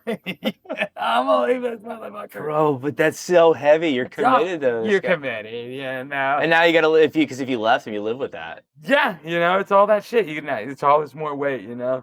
But we're hanging out with Pirate Tony and fucking Roatan, and we're doing our thing, and you know, doing the thing. We decided it's time to leave. It's time to go, right? And like, this is out of Roatan. Yeah. And it's time to fucking go. And then, you know, we come down to the dock and we're like getting ready and all this shit. And like this dinghy, like, he's showing us this fucking boat that's floating there. It's been there for a long time. And he's like, this guy never came back. It's here. And it's kind of dinghy hanging off the back. And I'm looking at this dinghy like, we could use that dinghy if this guy's never coming back. We could use this to pull behind dinghy. us. Yeah, like we could use this fucking thing. And it literally comes untied. Like while we're sitting there. Like, and just starts like floating away. Did you guys snag it? Like floating. No, we don't. We're like, I look at fucking Pirate Tony's wife and we're like, the dock masters. Yeah. I'm like, look at that shit. And then now we see how gnarly they are, how fucking pirate they are. They like snap into like go mode. Gotta like, grab it. The wife like runs to Tony, snaps. She like runs to the back of the catamaran, drops down the fucking dinghy, jumps in, cranks that bitch. This is a wife. And now these people are like in their high 50s, you know? Yeah. Like she's a little heavier set. He's like falling fucking apart and shit. She cranks that bitch. She's screaming at him. Like, woo, they fucking fly out there. They get the shit and they bring it back. And like, we're like, whoa, that was fucking nuts. These motherfuckers are kind of like, all of a sudden, where'd that come from? Like, whoa, because they were so mellow and like, oh yeah, everything's okay, guys. And then it's like fucking moving, bro. And me and Maddie are just like, did you see that shit? How fast they just fucking jumped and moved. I didn't think they could even move that fucking fast. You know what I mean? Like, they don't walk that fast. We're like, fuck us. And then it's time to load. We say our buys. And these, well, Pirate Tony was like, you know, just came back from Honduras to pirates. Because now the pirate stories. Because now we have to leave Roatan and go to the mainland, Honduras. This is Honduras. This is where they're like, you guys, this is pirate shit. Did they give you the warning? Yeah, well, another sailboat had just come in and they said we just got fucking fully boarded by pirates, and they didn't, like, they left us a radio. I think they said they left a radio, but they took all electronics and any, like, valuables, but they left us a radio. You know, they were like, you know, they're not trying to kill no one. Yeah, they need boats to come through. They don't want boats to stop coming through. Yeah, the money. Right? Yeah, so you're like, all right, we're hearing the stories and we're fucking doing it. And, you know, these people were like, you know, they're 50 miles off the coast. And this happens. And we're like, well, we're only running like 3 miles off the coast because we're in a little fucking center constant. We're going to run close to shore, block the wind and shit. Do you guys regret that? Well, also. No, fuck no. Oh, fuck no. You know, because it was crazy out there, man. I didn't want to. We would have just burned so much fuel up there. I was going to say fuel and you'd be soaking fucking wet. All that shit. We were already fucking wet, but all that fuel shit and fucking the rub rail and fucking all this shit. And we're starting to have motor problems. I wasn't gonna ask yet, but when did that? We're starting to have motor problems because if you know anything about these fucking Mercury 450s, they're sensitive, they're touchy, and they only like fucking really good fuel. Like they really only they're really racing. If you own a fucking 450, don't take it to fucking Central America. Stay your ass in the fucking States and leave that fucking piece of shit motor over here. Leave that shit alone. Your 400s are good. We love the 400s. We put the 400s on the fucking Barker out the You're right, but as soon as you go above that. Them fucking 450s, Fuck that shit. I got the 300. You know? I tell you. Well, the fact is how much they suck around them supercharged and they suck all the salt water into the cow. I know. And you know, it's like, where'd all this rust come from? We just drove from here to here. Where'd all this fucking rust come from? It's gnarly. Yeah, fuck them things. And I heard there's a way you can program. Well, now here's the thing, though. I don't know what you guys. The shitty part is, it's almost fucking impossible to work on without a computer. So like. So once we got to Panama, we flew in my boy, who's fucking a ninja. Oh, Maddie got a boy coming. We flew our homie in, who like literally would like pack his no clothes. He would literally just pack his luggage with parts and sneak through fucking customs and bring us shit. Like, this kid brought us thousands and thousands of dollars. Fucking legend, and, though. like, rebuilt shit. You're going to have to. Oh, dude. It was the craziest. So you started having issues. So we started having issues basically when we left Roatan. Is when I think the biggest issues started happening. We're fucking running along. We get across the fucking channel to the mainland, and we're cruising. And we're like in awe. We're like looking at fucking Honduras. There's like nothing as far as you can see. And everything's great. And all of a sudden we see this airstrip, literally, on the beach with no tower, no nothing but a flag. And we're like, well, that's strange. Big old airstrip with no tower, no nothing in the middle of nowhere. You know, Honduras is used as a big narco thing because all the shit runs from fucking Mexico up there. And all the big Mexican narcos live up there in Honduras and all that shit, you know? It's like the worst of the worst. Yeah, it's like the craziest shit. And we're just like, you know, and we still have fucking service. So we're like Googling How are you still have service? Because we're right next to land. Yeah, but still. No, we had service like pretty much the whole time. No shit. Yeah, literally I could like just call them up. I would think you would be like. Yeah. Well, my phone does the thing where it switches to whatever. Like, I can go anywhere on my phone, and as long as I have service, it switches to whatever carrier. Okay. Right? So we got service and shit, right? And fucking, it's blowing, and it's fucking nasty, and everything's super close intervals in Honduras, and it's coming, and we're like chopping and all that shit. And we're like cruising, and we're looking at all this shit. And the one thing we didn't realize, we're like watching this, but we didn't know what it was. We're watching a motorcycle, like, romping down the beach. I'm like, not no shitty fucking bike. This dirt like bike or something. Something that could move. Probably like a fucking. You know, and this goddamn fucking Barker, you know, has a nice rooster tail off the back, so you can spot us pretty easy. He's looking at you. You're looking. You might at not see the boat, but you see this fucking water. You know. Yeah. You had to trim her up to like 20 or something. This fucking thing, you had to cat, you had to trim the fuck out and shit. At least this one. I'm usually at like 22. Yeah, this one you had to fuck trim out, and we're like watching these fucking things going. Well, what we didn't know was, until the pirate situation, is them guys, they have no radios. So that was communication to go to the next station to tell them there's a boat coming in the next station, right? So now we're floating, chilling out, fueling out the bag. And now we're fucking nervous because we're not in gear. We're just like kind of floating. We might have had one motor in gear so we could move a little bit. But like, you're gonna get. So you're fueling up. You're gonna trip out of this one. We done took a fuel pump, some hoses.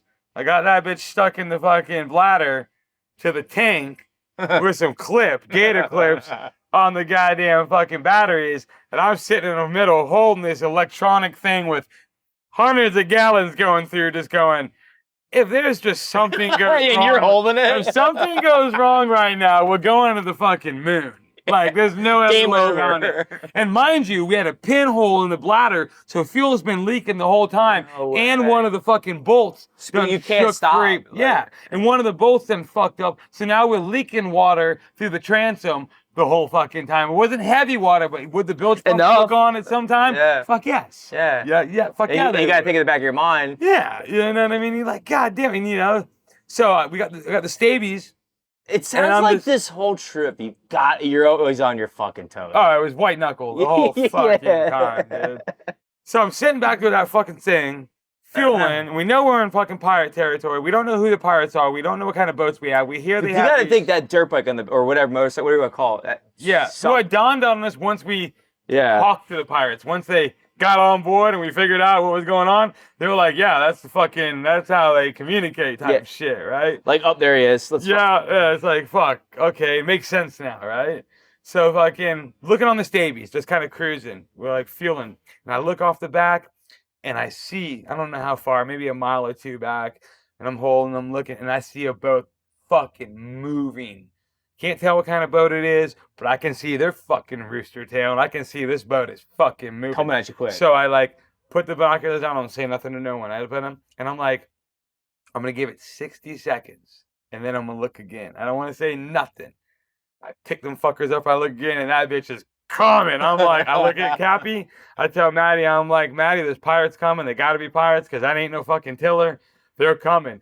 I'm like, go, go. And he's like, starting to go. And I don't even have the hoses out. I'm trying to, the fucking thing's still fucking drinking. You're still pumping gas. I'm still pumping. So it's going. Now shit's starting to slosh. Yeah. And shoot out the fucking thing. So I pull it. And I'm trying to put the cap on. But now I'm slipping on the deck because there's gas everywhere. Was Maddie bugging? No, he was just, Maddie was in fucking gangster mode. He was like, it's time to fucking go. And he starts going. I'm tightening it off, which I got a fucking rag around this side so fucking salt water can't get into that shit. I'm trying to pull out, cap that off. And we're going. And I'm like, push it. Matt gets to like 50, 55, 60. And I'm looking, and they're just going farther back. I can't see them no more. And we're gone. I don't think we hit past like, we might have hit 60 for a second, but we kept it between 55 and 60 for probably, I don't know, 30 minutes or so steady. But we needed more fuel. We needed fuel out the bags. So we So you had to stop again and put more fuel in. Yeah. So we fucking back up. And fucking put fuel in. Here you go. And I'm fueling up, and all of a sudden I get slammed to the transom. Maddie just dumps the throttles. And he's like, pirates! And I'm looking, there ain't no one. I look in front of me. They're up like, front now? They're like where that fucking FAP sign is. No full shit. fucking machine guns, and they're right fucking there off the bow of the boat. And Maddie's fucking turned starboard, and we're going this way. And you had no guns on the boat? No guns on the boat. And I'm fucking flying, gas is going everywhere. We're fucking trying to do all this fucking shit and shut everything down. And they're doing this, and they're going this way. Matt's going this way. They're going this way. They're coming around, and they're running fucking 3. They're on a 27-foot Ponga, running 3 250 2-stroke Yamahas, but the bulletproof version. Yeah, you know, the ones that water can go in. Yeah, you can blow them the fuck. Like, you can't even fucking kill these fucking things. And the Pongas don't weigh nothing. And they got a 55-gallon drum. So they're moving. They're doing 50 every Oh, 50. easy. They got a 55-gallon drum, fucking zip tied with a rubber, you know, like fucking what do you call the fucking, you know, like a bungee cord. Yeah. Bungee cord. Tie-on straps. To the fucking center console with no T-top, no nothing. They got masks on. They got fucking vests on because the military is the pirates. In the daytime, they're the military. At nighttime, they have the boats and the gas, and they come pirates at nighttime. Wait, say this again? Yeah, the military is the pirates. Oh, Jesus The daytime, they're the military. At nighttime. And this is during the day. This was like fucking 10 o'clock in the morning. So the military is the pirates. They have the means. They have the gas. They have the boats. It made sense once we heard people were getting robbed 50, 60 miles offshore. Yeah. Because they can get out there. They got the fuel and everything. Yeah. They just do it at night. Pirates can't do that. They can't because they have killers. Yeah. So, yeah, then what the fuck? Like, so we're playing cat and mouse. And then these motherfuckers finally swing in front of us. And Maddie's like, I'm fucking running through them. Fuck it, I'm running the boat over. So he fucking dumps it. We start running. And they got fucking balls. These motherfuckers are in the ocean every fucking Yeah. These dudes ain't no How pussies. far off the beach are you? Fuck, we're only like 5-10 miles off the beach. These dudes ain't no fucking pussies, bro. Yeah. They fucking held out. They held out to the last fucking second. We're about to collide with them fuckers.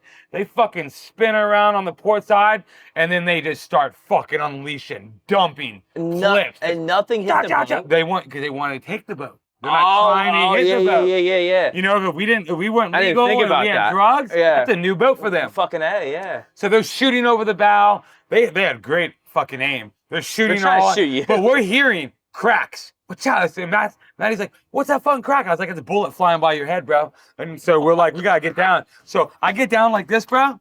I'm like down at the back by the bladder, and I lift up like this at the gunnel, and it's just like a movie. Like water, just and I'm like, oh, fucking Maddie just pulls off the throttle. And you just hear me just go, we're so fucked. We're so fucked. They come around the side. They fucking pull their shit up. They fucking ram our shit. They ram the bow. Yeah, I have a picture of the anchor. Anchor's not even been in the water. Anchor's fucking Danforth like twisted like this. They cracked so much fiberglass on their boat just running into us. But they're smart as fuck because think about it, like they used the wave so we couldn't see them. Well, not that, and they don't. I was wondering. I was like, gonna be my first question. Why didn't they shoot the boat? They wanted the boat. Yeah, they wanted the boat. Like if something was wrong, they wanted the fucking boat. So You know, and now our Zarpays are good because we left fucking Roatan and got Zar. We're like, all our shit's good, right? Yeah. So right when they hit us, they got this fucking. I'll show you a picture of the boys. These fucking guys are like super soldiers. Like right when they hit us, one motherfucker's in the air with a fucking AK. Before they even hit us, it's like, boom! This motherfucker's like flying in the fucking air like some movie shit. Lands on the deck, fucking slams us all to the ground. We got guns to the back of our head, all this shit. They're screaming in Spanish, all this fucking shit. We're trying to tell them, no, we're fucking lingo. We didn't have no American flag flying because we didn't fly anything. Do you think if he would have thrown a... Oh, okay, yeah. We weren't doing any of that. Yeah, that's smart. I think I remember hearing you say you want to keep your lights off. Yeah, we didn't have any of that shit, but it was daytime, but we had no flags flying, nothing like that. We had a flag sitting there, so they seen it. And then they start fucking talking, like, where's the fucking drugs? Where's this? Where's that? And we're like, bitch, we're just traveling, all this shit, right? And things calm down. One of the dudes was young, and I'll never forget this. One of the dudes was young, and he had tears. He was like basically crying. I wonder why. Because they were worried that they thought we were fucking narco boats, what they kept saying at the end. At the end, they were like, you coming from Mexico, bringing all this. So they thought we were going to shoot back. Oh, They thought we were going to pull up some firepower or something. This is the story they're telling us. You know what I mean? Because narcos probably wouldn't give a fuck. So after they would have dumped on Yeah. They would have just dumped in a boat like this. It's like, you know. So we do the whole thing with them and we're with these motherfuckers for about an hour, man. You know, and they're searching the boat and they're fucking ripping it apart and all this. Mind you, I'm in my slickers. And I got an ounce of weed in my fucking pocket.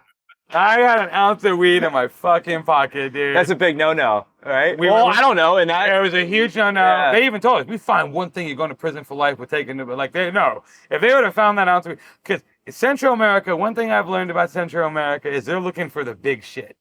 They're not going to pat you down. Like, you don't have the big shit on you. They're looking for whatever you got down below the guns. You don't have anything on you. What about like a bunch of liquor? You think no, we didn't have it. No, but if you did, like... Well, what we did have is Matty was living off fucking Red Bulls and fucking beef jerky. This kid, bro, he was like Red Bull and beef jerky. So at the end of the whole scenario, once we checked out and everything was fucking good and all this shit, you know, they all got their own personalized Yeti cup. They got their case of Red Bull or Monster Energy, whatever it was at that time. They took it all. They got their fucking beef jerky. Matty was butthurt about his beef jerky.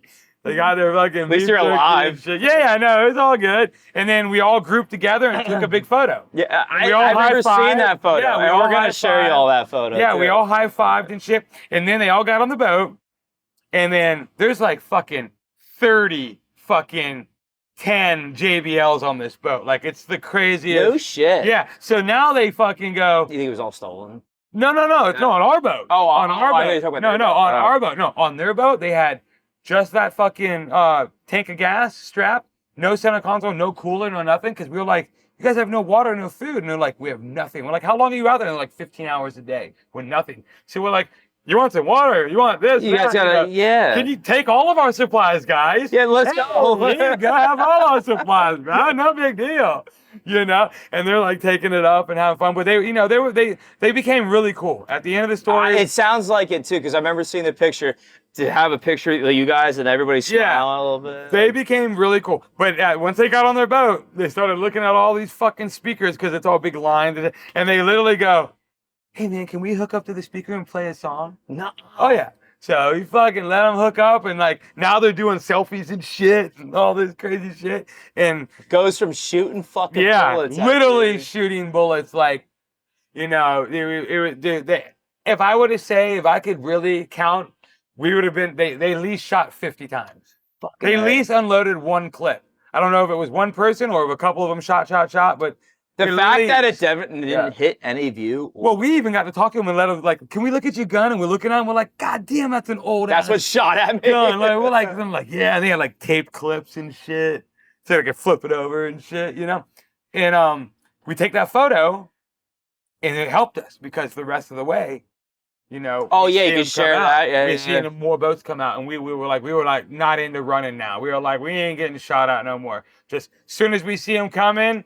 From far away, knowing we were so close to Nicaragua now at the border, we knew we could just gun it and pass them. We were like, fuck it. Now it's almost like get out of jail free. Yeah, and now we got an American flag flying too on top of it. Yeah, so like I said, once we got past them motherfuckers, the other boats would come out, we'd throw them the phone, they'd see the photo, and they go around us, and they'd be like, yeah, yeah, and they do the same thing. Hey, man. So you ran into other boats though afterwards? Yeah, because they'd come out. Navy or Yeah, Navy. Same Okay. guys, same kind of guys, same kind of setup, but way nicer. So it's crazy to me that like a country like that. I mean, There's no law basically there right now. No, I know. There wasn't then. but it's crazy that there is so much, I guess, Navy involved out in the water. That was Yeah. Well, Roatan is different. Roatan was like normal tourism. okay. Like Roatan was no. That side is the mainland, and that's where all like it made sense why there was a airstrip on the beach, like with Mexico right there. Like, and then I went home and did some research. Yeah, Like yeah. you know when they fucking caught Chapo Guzman, his Yeah. first time in his life Yeah. was living in Honduras. No shit. Yeah, like So they have their little thing going on. were they? Did you guys get like obviously you got to know them, but like were they talking about other pirates? Have they been catching? No, they were just they were just talking about their lives, how there's no money, and how like How they're out here sad. all the they would do that with the sad guys, but you know they were in big spirits. They were cool. Thought you all were They were pirates. gnarly, dude. They And were they're just fucking gnarly. These one dude one dude would never take his finger off the trigger. The other dudes like put their guns behind their Well, 'cause back. you gotta and, like, think, talking. man, One imagine- dude was just literally like Well, this. imagine some of the situations they've been in. They've probably been like, Yeah. oh, we thought we trusted this guy. Well, guess what? No. Yeah, Fucking- these dudes were gnarly. They were shocked that we could speak Spanish. Yeah. Like they were like the looks on their face when we could speak to them, and they were like, honestly, if I "Whoa." were them, They wanted money. Don't get No, me but wrong. honestly, if I were them and you guys started speaking Spanish, that would probably flip me out. I'd be like, Yeah. oh, whoa. They wanted money, and then this is when the whole plastic thing came in. We were like, we got these plastic things, but there ain't no money. I'm like, we could search the whole boat. There's no money, and we have these plastic. They're like, how did you get here with no money? That's impossible. We were like, this little plastic thing. Yeah, they It's never like heard of it. money, you know. I mean, they probably did one. They probably just didn't Yeah, register it yeah. until we said that. But we're like, yeah, this plastic thing, bro. Yeah, it's all right. We ain't got no money, bro. We So live. it was That's the one sick thing we as- don't got. It was sick as fuck because I remember when I first heard this story, I saw you boys all, arms around your shoulders, just like. That was them. Yeah. That was them, dude. And it ended all well. It ended all well, and it was an experience. And would I go that way again? I would. I would just do it different. Like I wouldn't run from them. Wouldn't You know run what I from them, mean? and maybe would you? And I'd bring a couple extra things. Yeah. And I'd bring a couple other things because I know how bad they need it. Yeah. Like it was obvious that it was. Oh yeah, it they was- were stoked that you were giving them food and Yeah. Once they realized that we weren't a threat and we weren't doing what they thought we were doing, or what they were saying they thought we were doing, and not trying to rob. Like once they actually called the other ports, the other countries we left from to check the Zarpes, and they no were like, shit. They So were they're like that yeah. well connected. They were like the white boys in the really nice boat. Yeah, they just left. damn. Yeah. You wouldn't think that they would have such good communication with them. I don't know. Maybe I don't know if they always have that communication. I just think they pulled, because they were calling their superior a bunch too. Like they were calling someone else and all this, and he's probably like, well, let's call this one. yeah. Something like that. I guess it was something like they had no idea that we were in Belize. Dude, Like nobody knew we were in Belize. That Like was they thought they called Mexico. Yeah, because if Belize, that would have been Yeah, bad. Belize was- And that would if they called Belize, then that would have been them coming after. Well, you. they called Belize. Yeah, we would have that's the boat that ran from us. So then you have to go.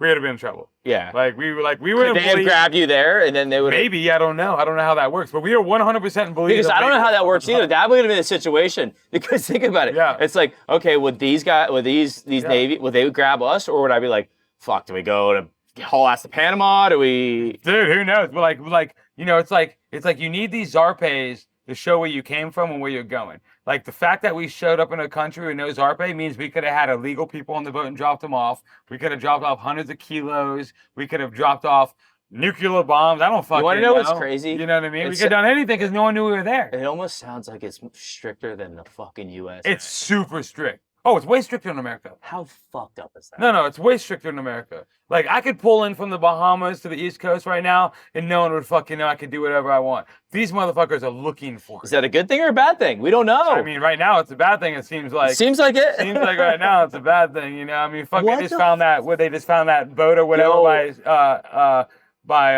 what's it called? Sebastian Inlet. Yes. Guns and night vision goggles and all this crazy shit. What the fuck? Drones and shit. Yeah, like no drugs, but all that shit. Right now it's heavy. There's a lot of shit going on right now with Haiti and Cuba's fucking losing their. It's out of control, dude. It's sad. It's sad for everybody. When we're getting fucked shit into the deal. But the shitty part is like you look at these like third world countries where you were, and they're like got their shit fucking. You know, they're not taking no for an answer. And meanwhile, these third world countries right now are taking the worst of the worst and saying, "Go to America, we'll pay your tickets, go," because it's wide open. That's what's going on. It's crazy, dude. You know what I mean? It's next level.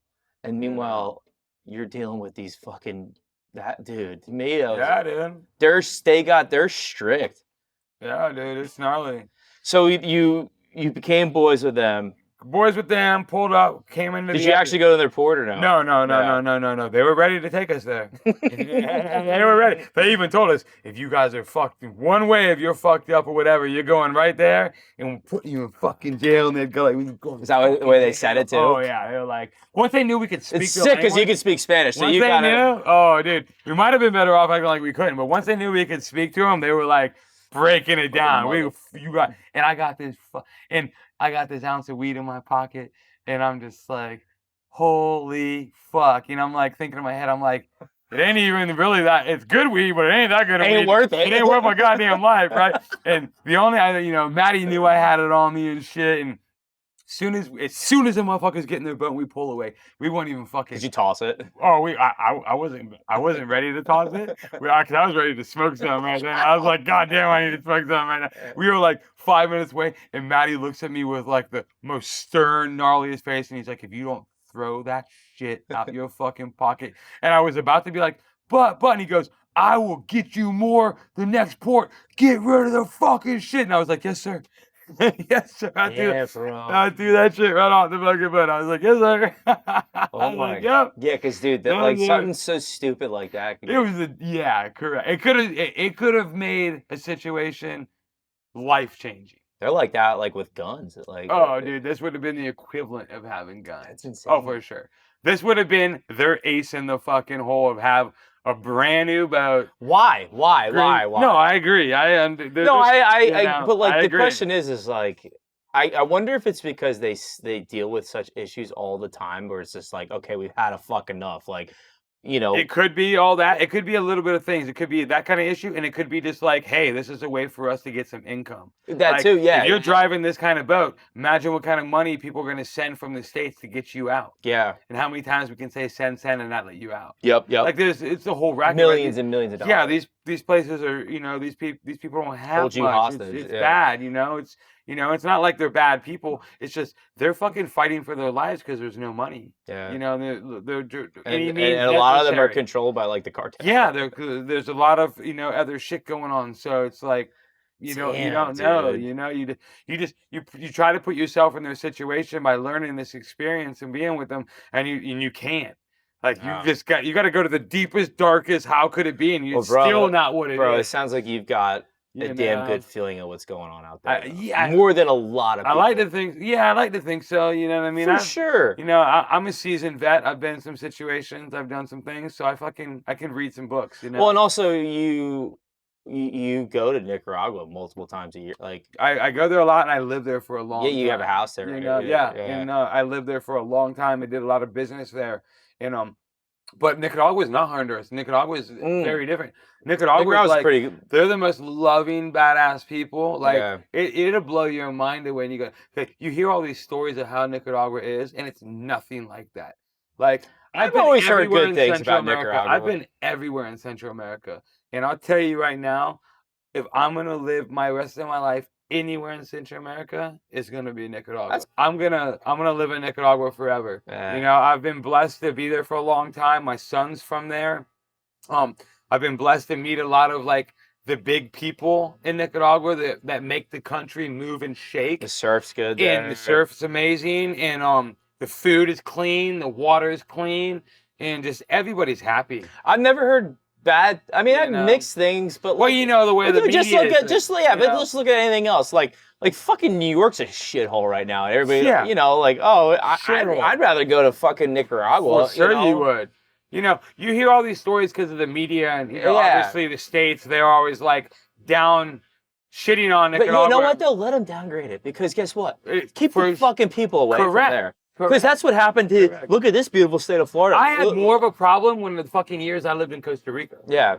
And not to take nothing away from Costa Rica. Costa Rica is awesome, but it's different, man. It's different. Yeah, You know what I mean? I know. Don't get me wrong. You have your petty. Well, Costa Rica don't- built up a little bit. It's built up since the '80s. Yeah. You know, during the '80s and '90s, Nicaragua was at war. And I've always wanted the to- Reagans and all them were trying to contra war, and they were trying to do all the bullshit. You know, you just had a bunch of people just not wanting to be a part of that, and they just got stuck in the middle of it. I've always wanted to go what to I mean? Panama. Panama's badass, dude. Panama is like my buddies go out there. They do a bunch of spear guides out there. You have a lot of driving in Panama, a lot of fucking long They roads. told me they dive off the Hannibal Banks to take a big sailboat and anchor. We up fished on the Hannibal Bank when we were there. Really? Yeah. And that Coiba, the island right there, has the only prison. We slept behind it during an electrical storm. I'm gonna give Anthony Dooley a shout out right now. Do you know Dooley? I do not. Yeah, fucking legendary spear fisherman out of Puerto Rico, really. Nice. And he goes out there and does guides on the Hannibal Bank to shoot big yellowfin, dude. Yeah, we slept behind Coiba, the island right there with the prison on it, which is the island in front of the Hannibal Bank, during an electrical storm.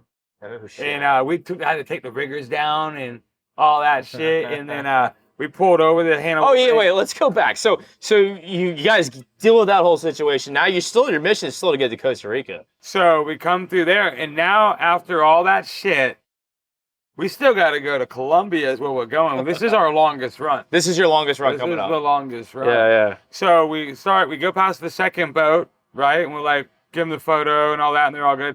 Now we're running, and we're right at the border of Nicaragua and Bluefields. Well, maybe not Bluefields. It's probably more like, what's the name of that? Puerto Cabeza, I think is what it is maybe the closest. It might be a little split there, but Puerto Cabeza would be the most famous one right there. And there's probably another place after it. But we're cruising that way, and we see another boat coming. And it's like getting to sunset.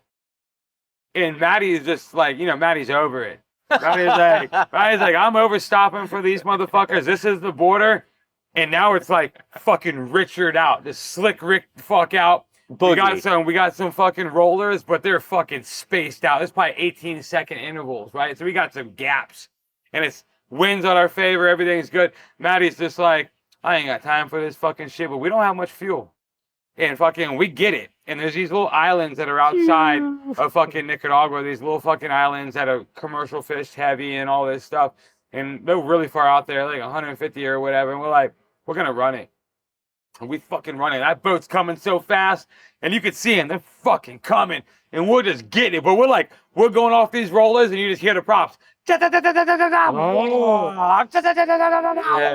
And they ain't got no. They finally you pull back. You see them, they pull back. And we're just like, fuck y'all. We can't see, they're like, the end of this fucking place over there or something. Like, you can't see how many people on the boat or nothing. But we already know we got them burnt. We're like, fuck them. And we're doing it. And now beautiful sunset. We're watching this amazing sunset. And now it gets dark. Now you can't run that fast. Yeah. Even at the flare, it's just not safe. Out there could be a floating container. Who the fuck You don't knows? fucking know what the fuck. This is the shipping way. Yeah. Like everybody's coming There's from a there. lot of shit flying. Everybody's coming from there. And if there's anything in the water, it's coming right there. Yeah, they're all going to the canal. Yeah. Right? So this is the fucking zone. You know what I mean? This is the fucking highway. How was getting in and out of the canal? Was that a big deal or no? No, I mean, it wasn't. It just, Show the paperwork. You call in and they tell you one price and then you show up, they look at you and the price changes. It's that same normal Central American. They see that big fucking boat. Yeah, with you're 450s on it. you're playing the fucking game. That's what it is. Yeah. So we pull in, now we're offshore, like, we're the fuck out there going to these fucking islands. You're fine. Yeah, we're fine for a while, but we know it's like pirate territory, but we're so spent, dude. We done been shot at, boarded, haven't eaten. They done took our fucking rations. Literally, our rations are fucking gone, and we're just trying to figure it out. We're just like, We're so close. I mean, we're close, but we're not, How many miles? Oh, fuck, hundreds. No shit. Yeah. We're having engine problems. Motors are fucking giving us a little problem. All this shit. So we back down. It's super nighttime. Got the radar on now because we can see the big ships. You know what I mean? We can see when any big ships coming. Picking up that. everything. But you can't pick up none of them little pirate fucks, right? So you're like sitting there. So Maddie needs some sleep. So we close off the center console with the fucking, the fucking isinglass. Does he go in the back? Yeah. No, we put him in the console. Three seats. So was he able to lay on the full seat? Yeah, he was able to lay out. We fucking put him there, and we're just like, bro, get some sleep. At this time now, it's only 3 of us, like I said. So we're like, Maddie, get some sleep. You need sleep. You've been fucking getting after it for a while. Some sleep. So I look at Jonathan, and I'm like, Jonathan, you take the back. I'm going to take the front. We're in the gnarliest pirate area there is. Really? Yeah. So apparently, from what we could read and got Googled, is northern fucking this Honduras and Nicaraguan border is bigger than Sumatra. So right there on the border. That's like gnarlier than like Sumatra and Africa and all that shit. Yeah. It's like gnarly. So we're like, all right. So we put him in the back. I go in the front, and we're like, we can't go to sleep. I'm like adamant, like, no sleep, right? But you're captain. Well, we're beat to death, and we're like cruising. We're like literally like doing like 7 knots. We got every screen tuned down as as low as they can go. We got the radar down. We got the radar tuned into 1 mile. So if we see something, we have time to adjust. All this shit. Maddie's sleeping. I'm at the front. Jono's at the back, and of course my ass must have passed out. I don't know, but I must have passed. When I was the guy going, we can't go to sleep. We would die. It happens fucking fast, doesn't it? And it's like smooth rockers, right? Like, and all I know is, I don't know what time in between, but Jono's shaking me. He's like, Rob, there's a light. And I'm like, what? What? He's like, there's a fucking light. If it wasn't for Jono, we would have been fucked. So what was the light? So we go back to the boat, and we're like sitting back in the back now. We don't wake Maddie up. We don't do none of that. We're like looking. Yeah, you don't want to just let him sleep, right? And we're looking on the radar. We're looking everywhere, like zooming the fucking flare and all that shit. Like nothing, right? Then I see the light out the corner of my eye. Like 30 minutes later, some seas, right? And it's a little fucking tiny light. And I'm like, oh, that fucking light's like fucking miles away. And he's like, no, it ain't. Watch it again. And we were fucking looking around, and all of a sudden I look, and I'm like, you're tripping out. You're tired. Like, you've been at sea forever and all this shit, bro. And I'm like, that bitch ain't far. And it gets closer and closer. Now it's like super close. And I'm like, that light is literally right there off the transom. Yeah. Like right there. So I go to Maddie, and I'm like, bro, not to mean to wake you up a little bit, but there might be some pirates on the ass end. Just so I was like, do me a favor. What's Maddie's reaction like? Maddie's just waking up, and he's like, he's all gun-ho. He's like ready. As soon as you say pirates and you're ready to go, he's like, he's ready. He's like, he's had babies and shit. He's like, he's ready to fucking go, And I'm like, bro, this is what we gotta do. I grab the flare guns, let the fucking flares out. I get the flares out. I'm like, they got some goddamn gas tanks. I'm shooting these fucking gas tanks, bro. And I'm like, these fucking things are done. And I'm like, we unzip the fucking shit and put it all down. And I'm like, all right, man, we're gonna count to 3. I'm gonna load this fucking flare gun. We're gonna turn the fucking spreaders on. Turn the fucking spreaders on. We're gonna blind their ass. We're gonna see what we're dealing with. Yeah. We don't even know we're gonna blind them. We're just gonna see what the fuck it is. Yeah. We turn that fucking flare on. That fucking spreader on, bro. And them fucking motherfuckers are like, I don't know, 20 feet off the fucking transom. 4 of them. No shit. And a fucking 90 tiller with 55-gallon drums. What? And they're right there trying. What are they carrying? They're just normal. They got their little knives and whatever the fuck they got. They're fishermen. Yeah. So pirates are opportunist fishermen out there. Gotcha. But they got a mothership. Yeah. Because they got tillers. Yeah. We're so far out. So the mothership's at the island. Yeah. They're out there fishing. They got their long line flags. So they're long lining. Their boss probably don't know what they're doing. They're just yeah. Right? It's the kids going out. Yeah, it's just the motherfuckers opportunists, right? So we see them, and they shocked that we turn the lights on. They're like, oh. And then me, I'm ready to shoot the fucking thing and blow them fuckers up. Did you fire? We all fucking make the conscious thing. We're like, there's no reason to blow them up and kill them, knowing we can just run. It's like me, I'm just ready. I'm like, fuck that, we're shooting them. And everybody's just like, wow, we gotta calm down. We gotta If they were shooting, I would have not. Correct. And they weren't. They didn't have nothing but machetes and knives or whatever the fuck they have on that boat. Did they get close? 20 feet behind. Fuck that. And then we started putting the boat in gear and moving, and they sped up. They weren't backing the fuck off. They were like. How old do you think they were? I don't fucking know. Maybe in their 30s or something. Oh yeah. Okay. They weren't backing off. They were like cruising with us. Like they were just like, hey, you little motherfuckers. So we were like, all right, well, what do we do? And then we were like, well, you know what we do is we do fucking circles around them because we know they ain't got no bilge pump. So we go ahead and fill that fucking pond with thousands of gallons of water and trim the mother up. We'll let them motherfuckers learn their lesson. And we fucking circle them bitches and rock them motherfuckers and all that shit. And then once shit goes chaos on their boat, we don't know what happens. We don't have time to look at them, but we know we fucking sending, you know, their guns are like knee high. Yeah. It's a panga. And we're rocking them bitches, you know? And then we just turn that FLIR straight forwards, zoom on that screen, and we just dump them fucking throttles, and we're gone. We never look back. We don't know what ever happened. We don't know that we put thousands of gallons in the boat. We have no idea. We have no fucking idea. We're going towards them islands. We see a channel that goes between them islands, and that's where we gotta go. We gotta go. And we're having major motor problems. Shit's like turning on, turning off. Like, you know, computers are making everything's just going fucking retarded, dude. And now we get up to them islands, man. We get up to them fucking islands, man. And once again, no rations, no food. You know, we got water and shit. But all of a sudden, I start smelling gallo pinto. You know what gallo pinto is? No, what is it? When you go to Central America, it's a rice and beans that they make in Costa Rica, Nicaragua, probably all over. Does it have like the steak smell? It's amazing. You'll never forget the smell in your life because whenever you wake up in the morning, you smell gallo pinto, you're gonna want it. Okay. You're gonna want it. Yeah, you're like, oh, I fucking need. So you smelled that as soon as you probably. I start smelling gallo pinto, and we're all like looking, and we're like, so I'm like, this gotta be the mothership. The gotta be mothership, right? And then, you know, we got all the lights off, every FLIR on, we start seeing some shit flickering up above, and then all of a sudden we start hearing fucking, you know, Spanish music playing. And we're like, oh fuck. You know, oh fuck. Yeah. You know, we got the radar on and we're looking for, we see these motherfuckers off to the side on the radar. And we're like, these motherfuckers. And you look at this, it's like a 125-foot vessel. It's all aluminum, old school, looks like a shrimp trawler. And they got like 20 pongas off the back. And they're jamming out. They're jamming, partying, cooking dinner, swinging in hammocks, like just living their fucking life. Bastards. Because they're commercial fishermen. No, they don't see us. They don't even fucking see us. They have no idea. And we have everything off, and we're like going as slow as they don't have electronics. They don't have any of that. No. They might have electronics, but they, you know, they're not seeing us. I don't know if they have radar and all that shit, but they got depth science. They probably have some fucking shitty radar or something. I don't fucking know. Yeah. But fucking, I'm looking at all these pongas tied off by bow.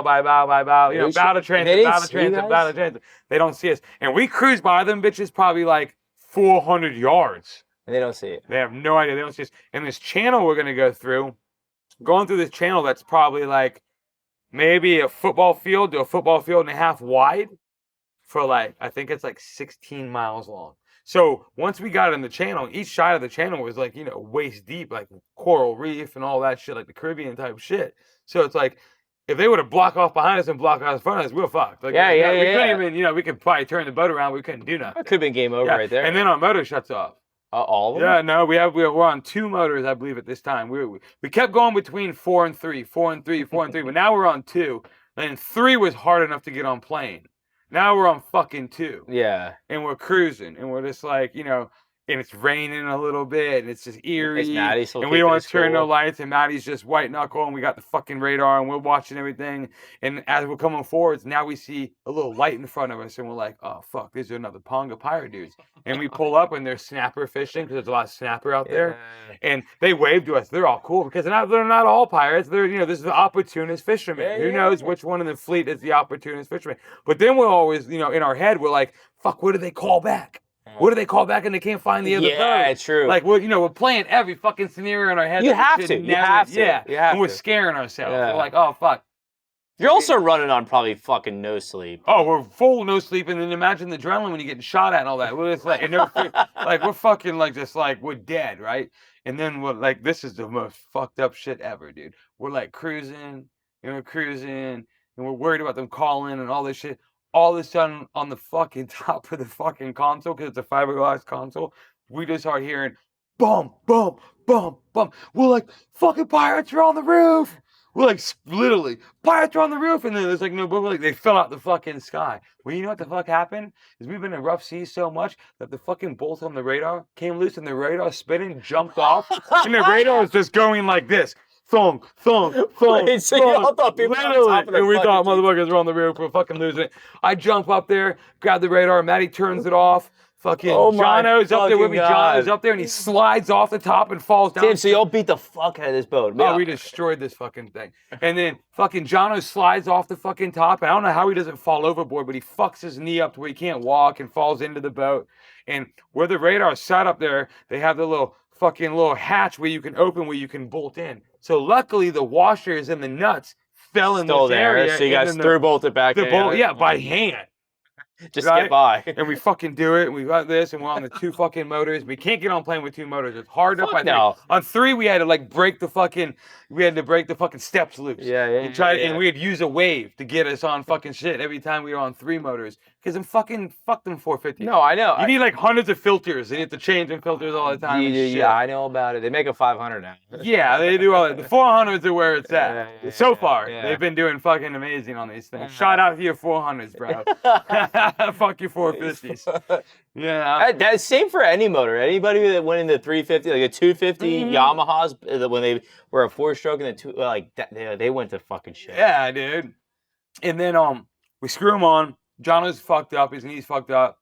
You know, Maddie's like, fuck, we're on fucking 2 motors. What are we going to do? We know we're going to come out this channel, and we're looking at how big the seas are going to be. But they're following seas. And we're like, all right, well, fuck, we're going to fucking try to surf down these fucking... You know how surfing down on a cat is? Yeah. That shit ain't so fucking nice. Yeah. You know what I mean? That shit ain't so fucking nice. No, I don't. And we're cruising, and I'll never forget this shit neither, bro. It's probably like 6 o'clock, right before we could start to see. 6, lights don't come on. Maddie tries the 3rd motor, and that bitch turns the fuck on. And then right then we're like, go! Don't ever fucking stop. Now we're going, straight. It's weird how that kind of shit works, right? Yeah, and it just worked.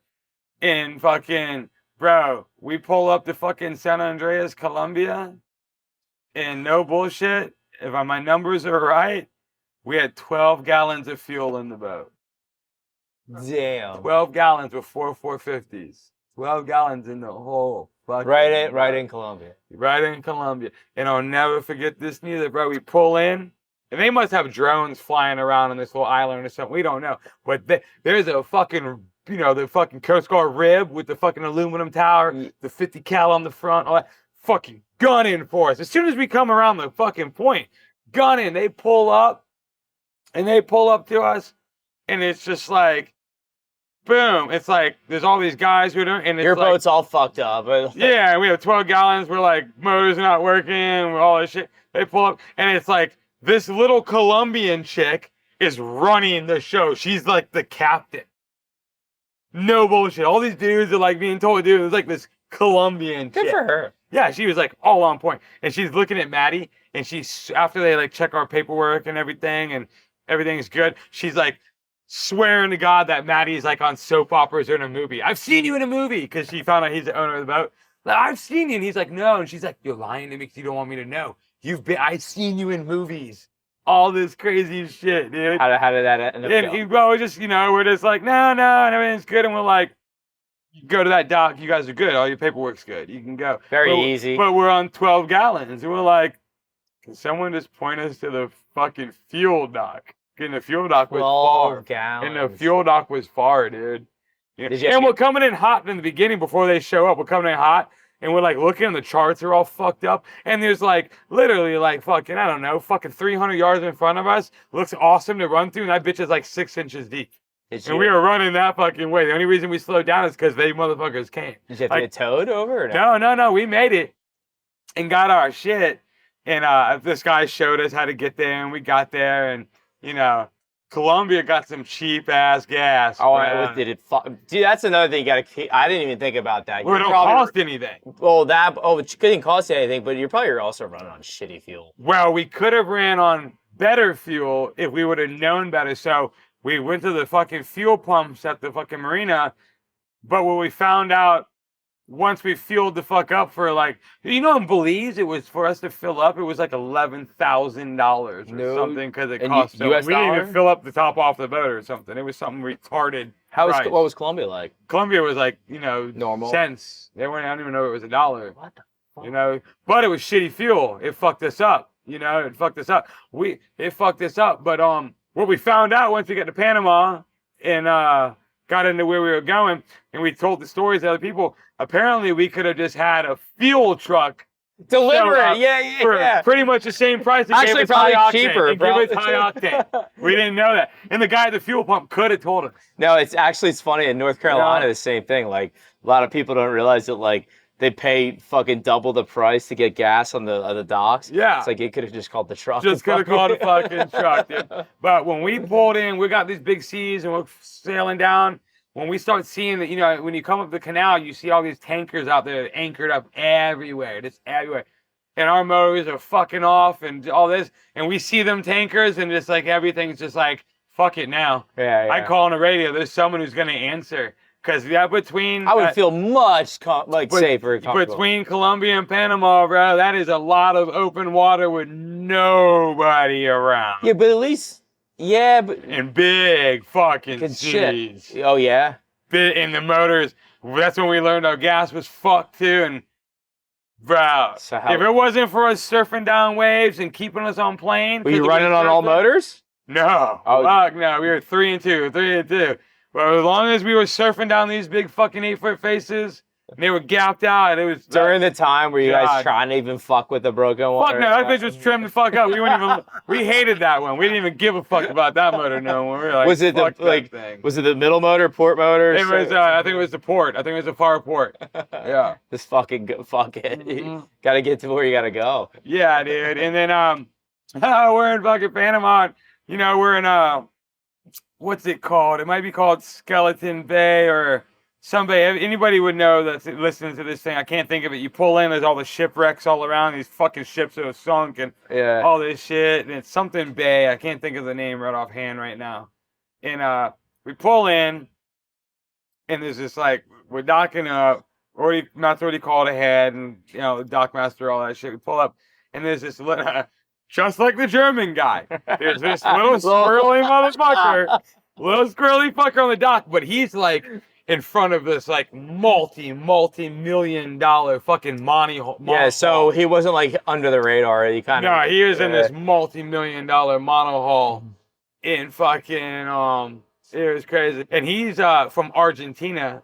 But he's running this boat from a guy from Spain. The owner doesn't live there. He takes the boat to wherever the guy's going to be. He's been there for a month or two. So I throw him a dock line. He ties us up. We tie up. We're just like spun. We're just like, just shocked that we made it at this point. We're just like, holy fuck. It's insane. It's fucking insane. And just like normal, Maddie goes to fucking customs to handle all the business and stuff.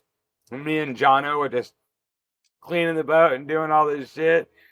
And fucking this. At some point, you guys kind of just like. We're just fucking spun, dude, right? Hanging up everything to dry. Everything's wet as fuck, you know. And we get off the y'all boat. Are probably gnarly as fuck. Yeah, we'll get off the boat and. Were y'all shitting just off the back? Yeah, there was no bathroom on the boat. Yeah. There was no bathroom, so we were just making it work. Obviously your shit off the back. It probably got old though. Yeah, we're just making it work, bro. We're just making that shit work, you know. You're making it work. You know, that's why Maddie's new boat's gonna have a goddamn bathroom. And he's got kids now, so he needs some AC and shit too, you know. But next episode, Maddie is coming on. No, you need Maddie. How about the trip back? We'll talk about that one. You need Maddie on this motherfucker, dude. He's got an amazing story just all around. And so fucking here we are, we're tied up, and we're just like stoked to be up in this motherfucker. And I'm dealing with a little Argentinian kid. Now it's just me. Jono's doing something. He might, you know, because at this point in our lives, like, we're not all really talking to each other. Yeah. You know what I mean? It's like, once we get to land, it's like, I don't want to talk to you right now. No, you've been, I know how that is, too. It's like a fucking roommate. Yeah, it's just that kind of shit, you know? Yeah. And it's like, everybody out there wits in, and you're just like, fuck, but you need each other. Yeah. And you really can count on each other, but at this time, you're just like, give me some space, motherfuckers, all of us. Everyone. Make some phone calls, talk to... But I'm like... all about the Argentinian kid. I'm talking to the kid. I'm like, somebody new. Because he like, the first thing he tells me, he's like, I tell him the story. He's like, you want a drink? And I was like, fuck yeah, I want a fucking drink. Yeah. So he goes, do you want a shot?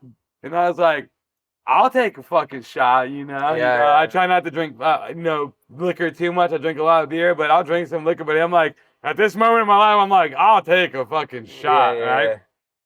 So I still talk to this kid too. And fucking, so he brings me into the fucking shit, and I go into the saloon, and I'm hanging out, and it's, AC'd out. And I'm just like, oh.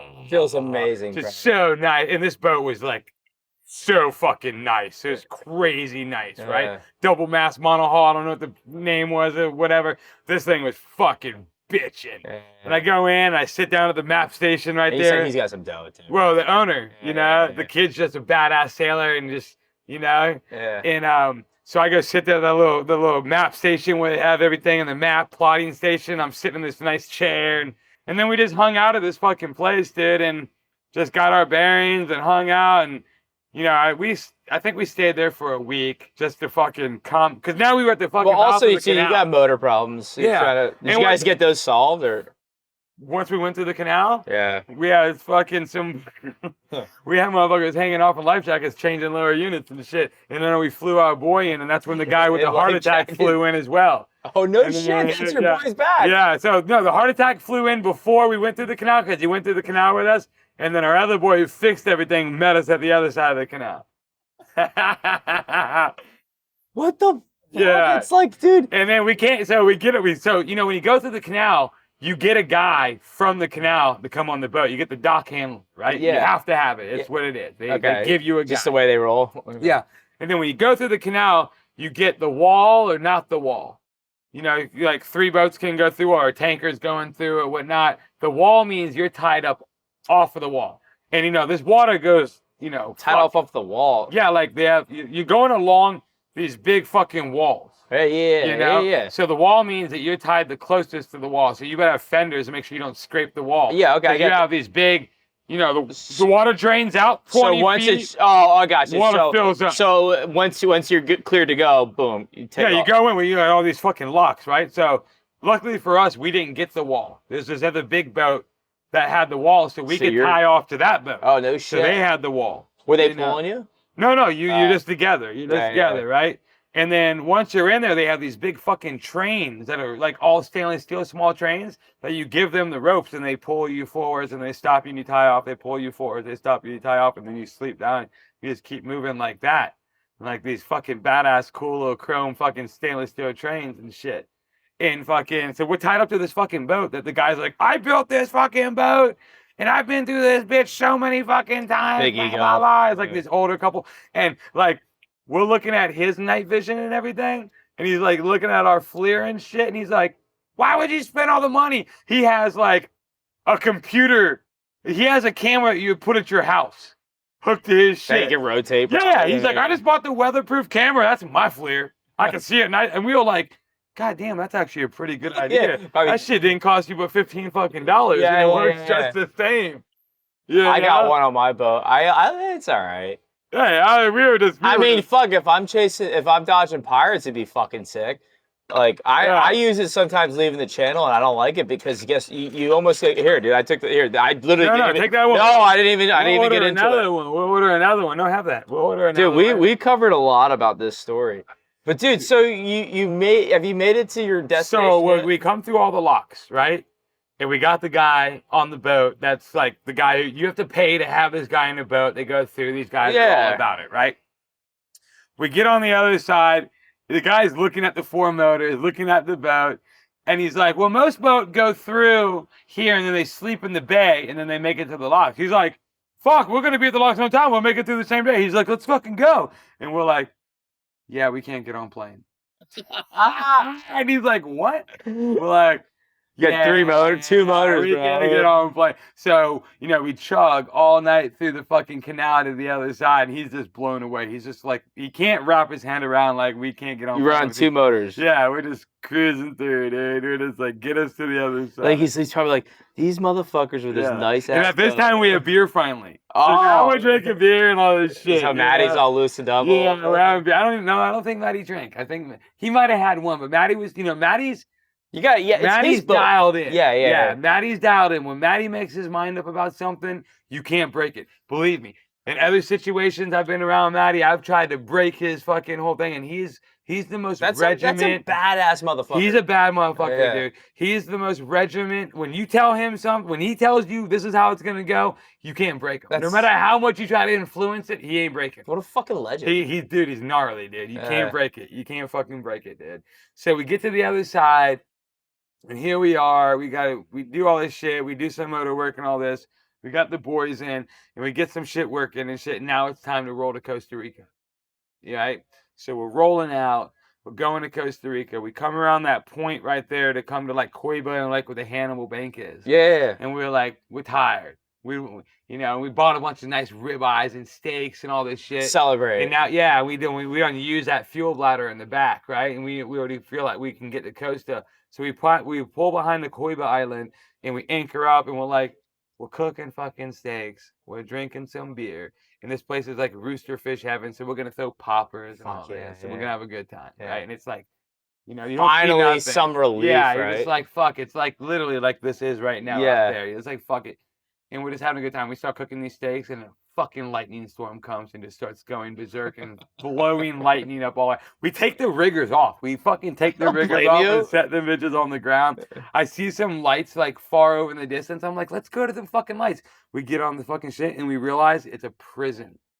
We're like, well, we better not go there. Yeah. Like, this island has a prison on it, you know? We're like, we're not going that fucking way. Is that where you want to go? Well, I just thought it was lights. I was like, well, there's probably a dock. Yeah, somewhere cool to hang out. Go over there, you know?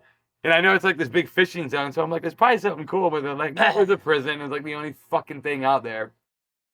So we kind of cruise around, we fucking weather out the storm and shit. It gets nasty in there, but it's not big, but just the wind moving us around, and we don't know the anchorage, and we don't know the rocks and all this shit.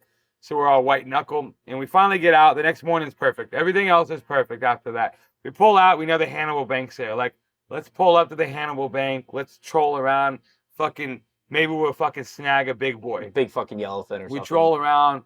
We don't get nothing. We see this other boat. It's a gray boat. It has, which is funny, it had fucking 4 557 Marines on the back. No shit. We're like, that's strange motors to see way over here. And them boys pulled right up on top of the peak of the Hannibal Bank, and they were jigging. And every second they were pulling snapper after snapper, and we were just like, we had no jigs. We were just like, God damn it, man. And after that, we pulled a little farther forwards, and we seen tons of yellowfin going crazy. I remember when you find them there, it's fucking. Yeah, and when dude, it's like fucking finding like a school of monks. Yeah, it's just like, all right, throw a plug. And we'd throw it, and we'd hook up, and it'd just be like, ah, and they shook the hooks, and we didn't ever get to land one, but we got hooked up like 3 or 4 times to where it's like your fucking shit was just screaming like you don't even know. You're just like, them Stellas were just it's like up north by us, you get on a school of big eye tuna and you just fucking throw a big old plug at them.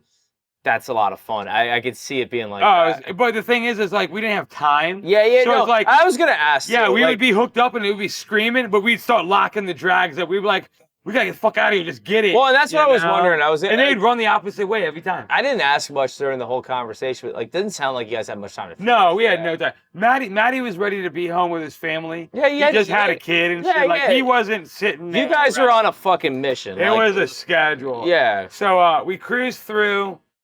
We cross into Golfito, and we pull into this little fucking nook and cranny and shit, and we're fueling up and, shitting. Like, hey, let's all fucking, like, let's go take a nice shit. Let's all go shit. Everyone was like battle shits, text each other. Let's all go shit in this mountain type shit, And, getting all the fuel and shit, and then the motherfucker was gonna have the heart attack is like not wanting to get on the boat. He's like ordering pizzas and drinks, and Matty literally forgot he's back with you. Matty's like, we're leaving him.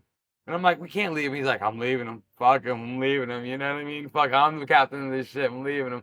Fucking, I'm screaming and yelling. We finally get this motherfucker on the boat and all this shit, Yeah, because no one's talking. But he's kind of your boy now. Yeah, and no one's talking and like, like no one's talking. But now we know we're in tuna zone. Like that area is like tuna zone. So we're like looking to try to throw the fucking plugs. We don't get nothing. And we get up to this fucking amazing marina. It's called Pez Vela. Fucking rad. The boys own it. They're fucking amazing. And we came in and it was like sunset. It was getting nasty, snotty, blowing. We pull in there and once again, no Zarpe. Oh shit. Our fucking Zarpe. This is in Panama. Our Zarpe, no, it's in Costa Rica. Oh, you made it to Costa Rica. Our Zarpe is from Panama to this part of where we're Damn, going. that's got to be so frustrating. You did all that, and Yeah, and there's in between, you're not posting. And we pull up in this motherfucker, and it's night. We pull up at about 8 o'clock at night. It's fucking getting it out there, and it's on shore, and it's just fucking Richter. And we pull in, and I see a couple boats that I know, and of course, I'm like, well, fucking. When I start talking to these guys, I'm like, I know this boat, but sorry guys, if you guys heard the story, I'm sorry, but I used you guys' boats' names to give me some love. So they're like, you can't get on land. They're like, they're like scared. They don't know what to do, and they finally like let us off the boat, and we go into the fucking the where you can log in, where you can like rent some shit, and the girl's like literally. You guys fired this girl for this. I know it's protocol, but she saved us, bro. Fucking, we're like, yeah, we lost this our favorite, some bullshit. So, I mean, she's like, when you find it in the morning, bring it, because I need it. And, we dropped like $1,200 for fucking one night, one nice room and all this shit and whatever. We went up there and did it. And the very next morning, we wake up and we fucking move it.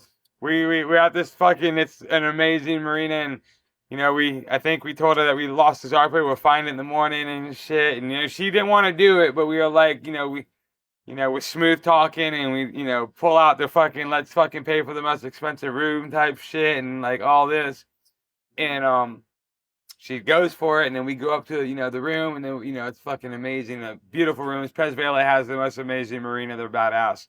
And we go up to the room. It's fucking kick ass. And then we go to this like bar that they have, and we're like, we're gonna have such a good time, and like we drink like 1 or 2 beers, and we're like, we can't even hang. We're like, we gotta go home. You're fucking like we're telling ourselves we're gonna have this great time, and we can't even do it. We're just like, can't. We're looking at all these badass photos. Are you just pure exhaust? We're just done, dude. Like, and I'm good at going long times, and I'm just like, I can't do it. I'm like, not. I finally. How old are you? You said you're 46, yeah, and I'm like, I can't even fucking hold the beer. I'm like, give me some water and all this, with like halfway eating our fucking burgers and shit. We're just like dying, I can't hang anymore, bro.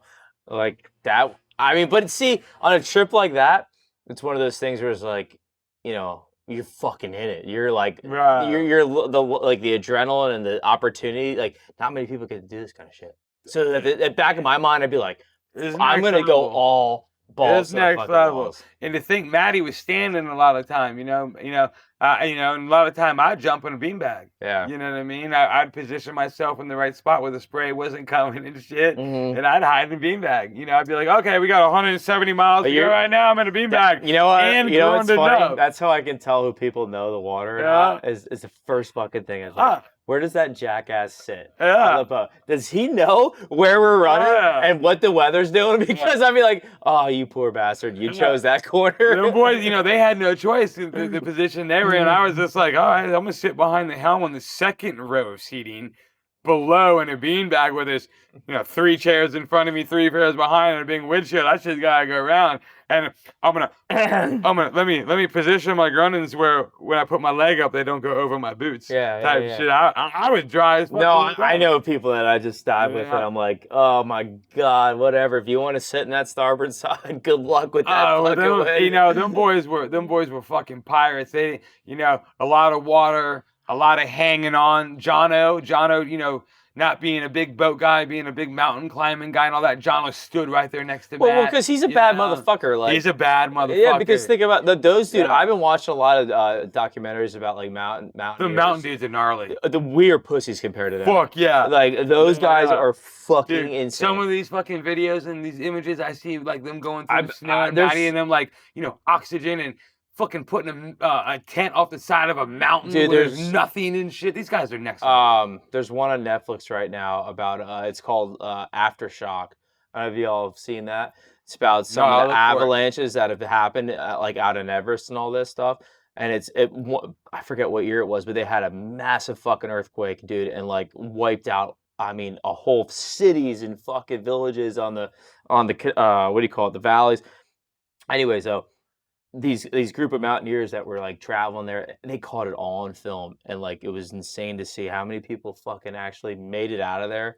Anyways, where I'm going with this, mountaineers are fucking badass. Or mountain guides, whatever you want to call them, those motherfuckers. So fucking, not to get off. I was just out in Switzerland, dude, and listening to those guys talk about these stories is like, whoa. Yeah, so not to get right off the subject that we're talking about, but just to, show you how gnarly Matty is. Yeah, Is yeah. if I'm not mistaken, he's climbed the tallest 7 summits in the world. Good dude. Him and his dad. Maddie's on the next one, bro. Matty is dude. This kid he is fucking. I'm not gonna gnarly, bro. jump to He's gnarly. like the story back. Can we get a summary real quick? Just like as far as how you got the fucking boat back. Yeah, so we were pulling out of Pez Vela. Like I said, we fucking they were like, wanted the Zarpe. They said, go to the boat, get the Zarpe, and we just went in the boat and left. We totally went in the boat and just took the fuck off. Because you didn't have it. Yep, we didn't have it. And then fucking with Costa Rica, they called the military. They called, like, it was a big fucking deal. It's a huge deal. Huge deal. So they're looking for us. They're like sending boats to come find us, and we'll fuck. And our motors are working okay right now. And we're all of a sudden. Yeah, and we're getting it, and we're getting it. And then once we fucking realize that they're looking for us and all this shit, the motors go to shit. They're like, and now we can't get on planes. It's like Mercury's like, fuck yeah, and we're just like freaking out, and we're just like, oh shit. And then we just chug and chug and chug, and we finally make it to where we got to go to the marina. And the marina that we actually made it to, the last marina we went was northern Costa Rica, which was right by the Four Seasons. Okay. Up there, and we pull into that fucking marina, and they're waiting on the dock. Not the military, but the people who run the docks are like, do you guys know how big of a problem you just caused? Like, you guys literally just caused a huge problem. Word's out now. Like, because they're, word can travel. They can call, and it's like America. Damn, dude. Yeah. So now, if anything, you're in a shittier situation than you were. Well, we thought we got there. We know the owners of the marina and all this, Maddie's dial, because this is where Maddie's houses are, So and this is where the boat he's not lives. a resident, but he's technically. No, he is. Okay, he This is. is where the boat lives still today. The boat is chartered right now, today. Does We never Maddie took the own boat it? back. Maddie owns it still. So, Maddie, if anybody ever wants to go to Nicaragua or Costa Rica, look up the Viridian Experience. And we'll put a link in my bio. Yeah, Viridian Experience. Maddie has the most amazing rental properties. He loves to build beautiful homes. He builds these amazing homes on these cliffs around the Four Seasons. I can't wait to meet and all that. It's like the most amazing houses you can imagine. And he has them in Nicaragua, and he has a lot of them in Costa Rica. So when you come to Costa Rica and you rent one of these homes, the boat is an option. Comes with the house, and also a nice wakeboard boat, and then another little catamaran. And if you're ever going to do the Costa Rican experience, you definitely want to do the Viridian experience. Dude, I'm calling you, bro. We're going together. Yeah, you want to do the Viridian experience, we'll go do it. We'll call Maddie. I want to spearfish. He knows how to do it. Yeah. He has the Maddie, you said program. dives too, right? Dude. Maddie shoots big fucking fish, dude. But that was it. That's how we did it, dude. And then we all got on planes and went home. So the boat stayed there. Boat's still there right now. Okay. Still fucking doing its thing. With new 400s on the back. So Got rid of them 450s. Fuck yeah. Yeah. So, all right, word. All right, so you guys are like, I guess the whole mission was never to take the boat back, was Never. it? Never. It was to live there. So he had a boat to use what he was. So how many days? Man, it was about a month. Maybe a little more than a month. Did y'all would I think the funny part is I'm pretty sure it's March right now. We either left March 16th or March 18th 2 years ago. Today's the 21st. I think it was during Reggae Rise Up, because we took the boat to break it in and like learn it, and we drove up the Reggae Rise Up. I have this posted on Qualified Captain years ago, and I'll never forget this. That video I shared, I think it had like over 2 million views, 3 million views. I know I woke up to 5,000 followers. No shit, yeah, dude. Well, and hey, look, listen, Maddie, what name to say it again to everybody listening? Viridian Experience. Viridian Experience. Viridian Experience. And I'm gonna add that on our website, bro, because the next podcast I want to do is with Maddie. Oh, dude, he'd be the clutch, dude. And we should do it in either in Costa Rica or. Oh, for sure. He'd totally be down for Costa Rica, for sure. He'd actually probably say, let's do it in Costa Rica. Fuck yeah. He'd probably, or at his house in Nicaragua. Dude, what a fucking story, though, man. Like I said, I just started this, I don't know, I don't think there's many people doing it in this kind of lifestyle industry. No, not in this lifestyle. No. Like, I follow a lot. I watch a bunch of them. I follow, like, the ones on Marla Magazine and that shit, but... Yeah, but, it's just different. It's just different. I'm pretty Yeah. sure if anybody's gonna do a gnarly one after this, it's gonna be the Bad Company. Nobody's gonna touch this one. Yeah, for Hey sure. guys, everybody listen, Pirate Rob, shout out, man, and stay tuned. We're gonna talk about the next one, bro. I'm Yes, gonna sir. come out. We'll have another one coming up. Hey, thank you, dude. Cheers. No, thank you. No, thanks. That was epic.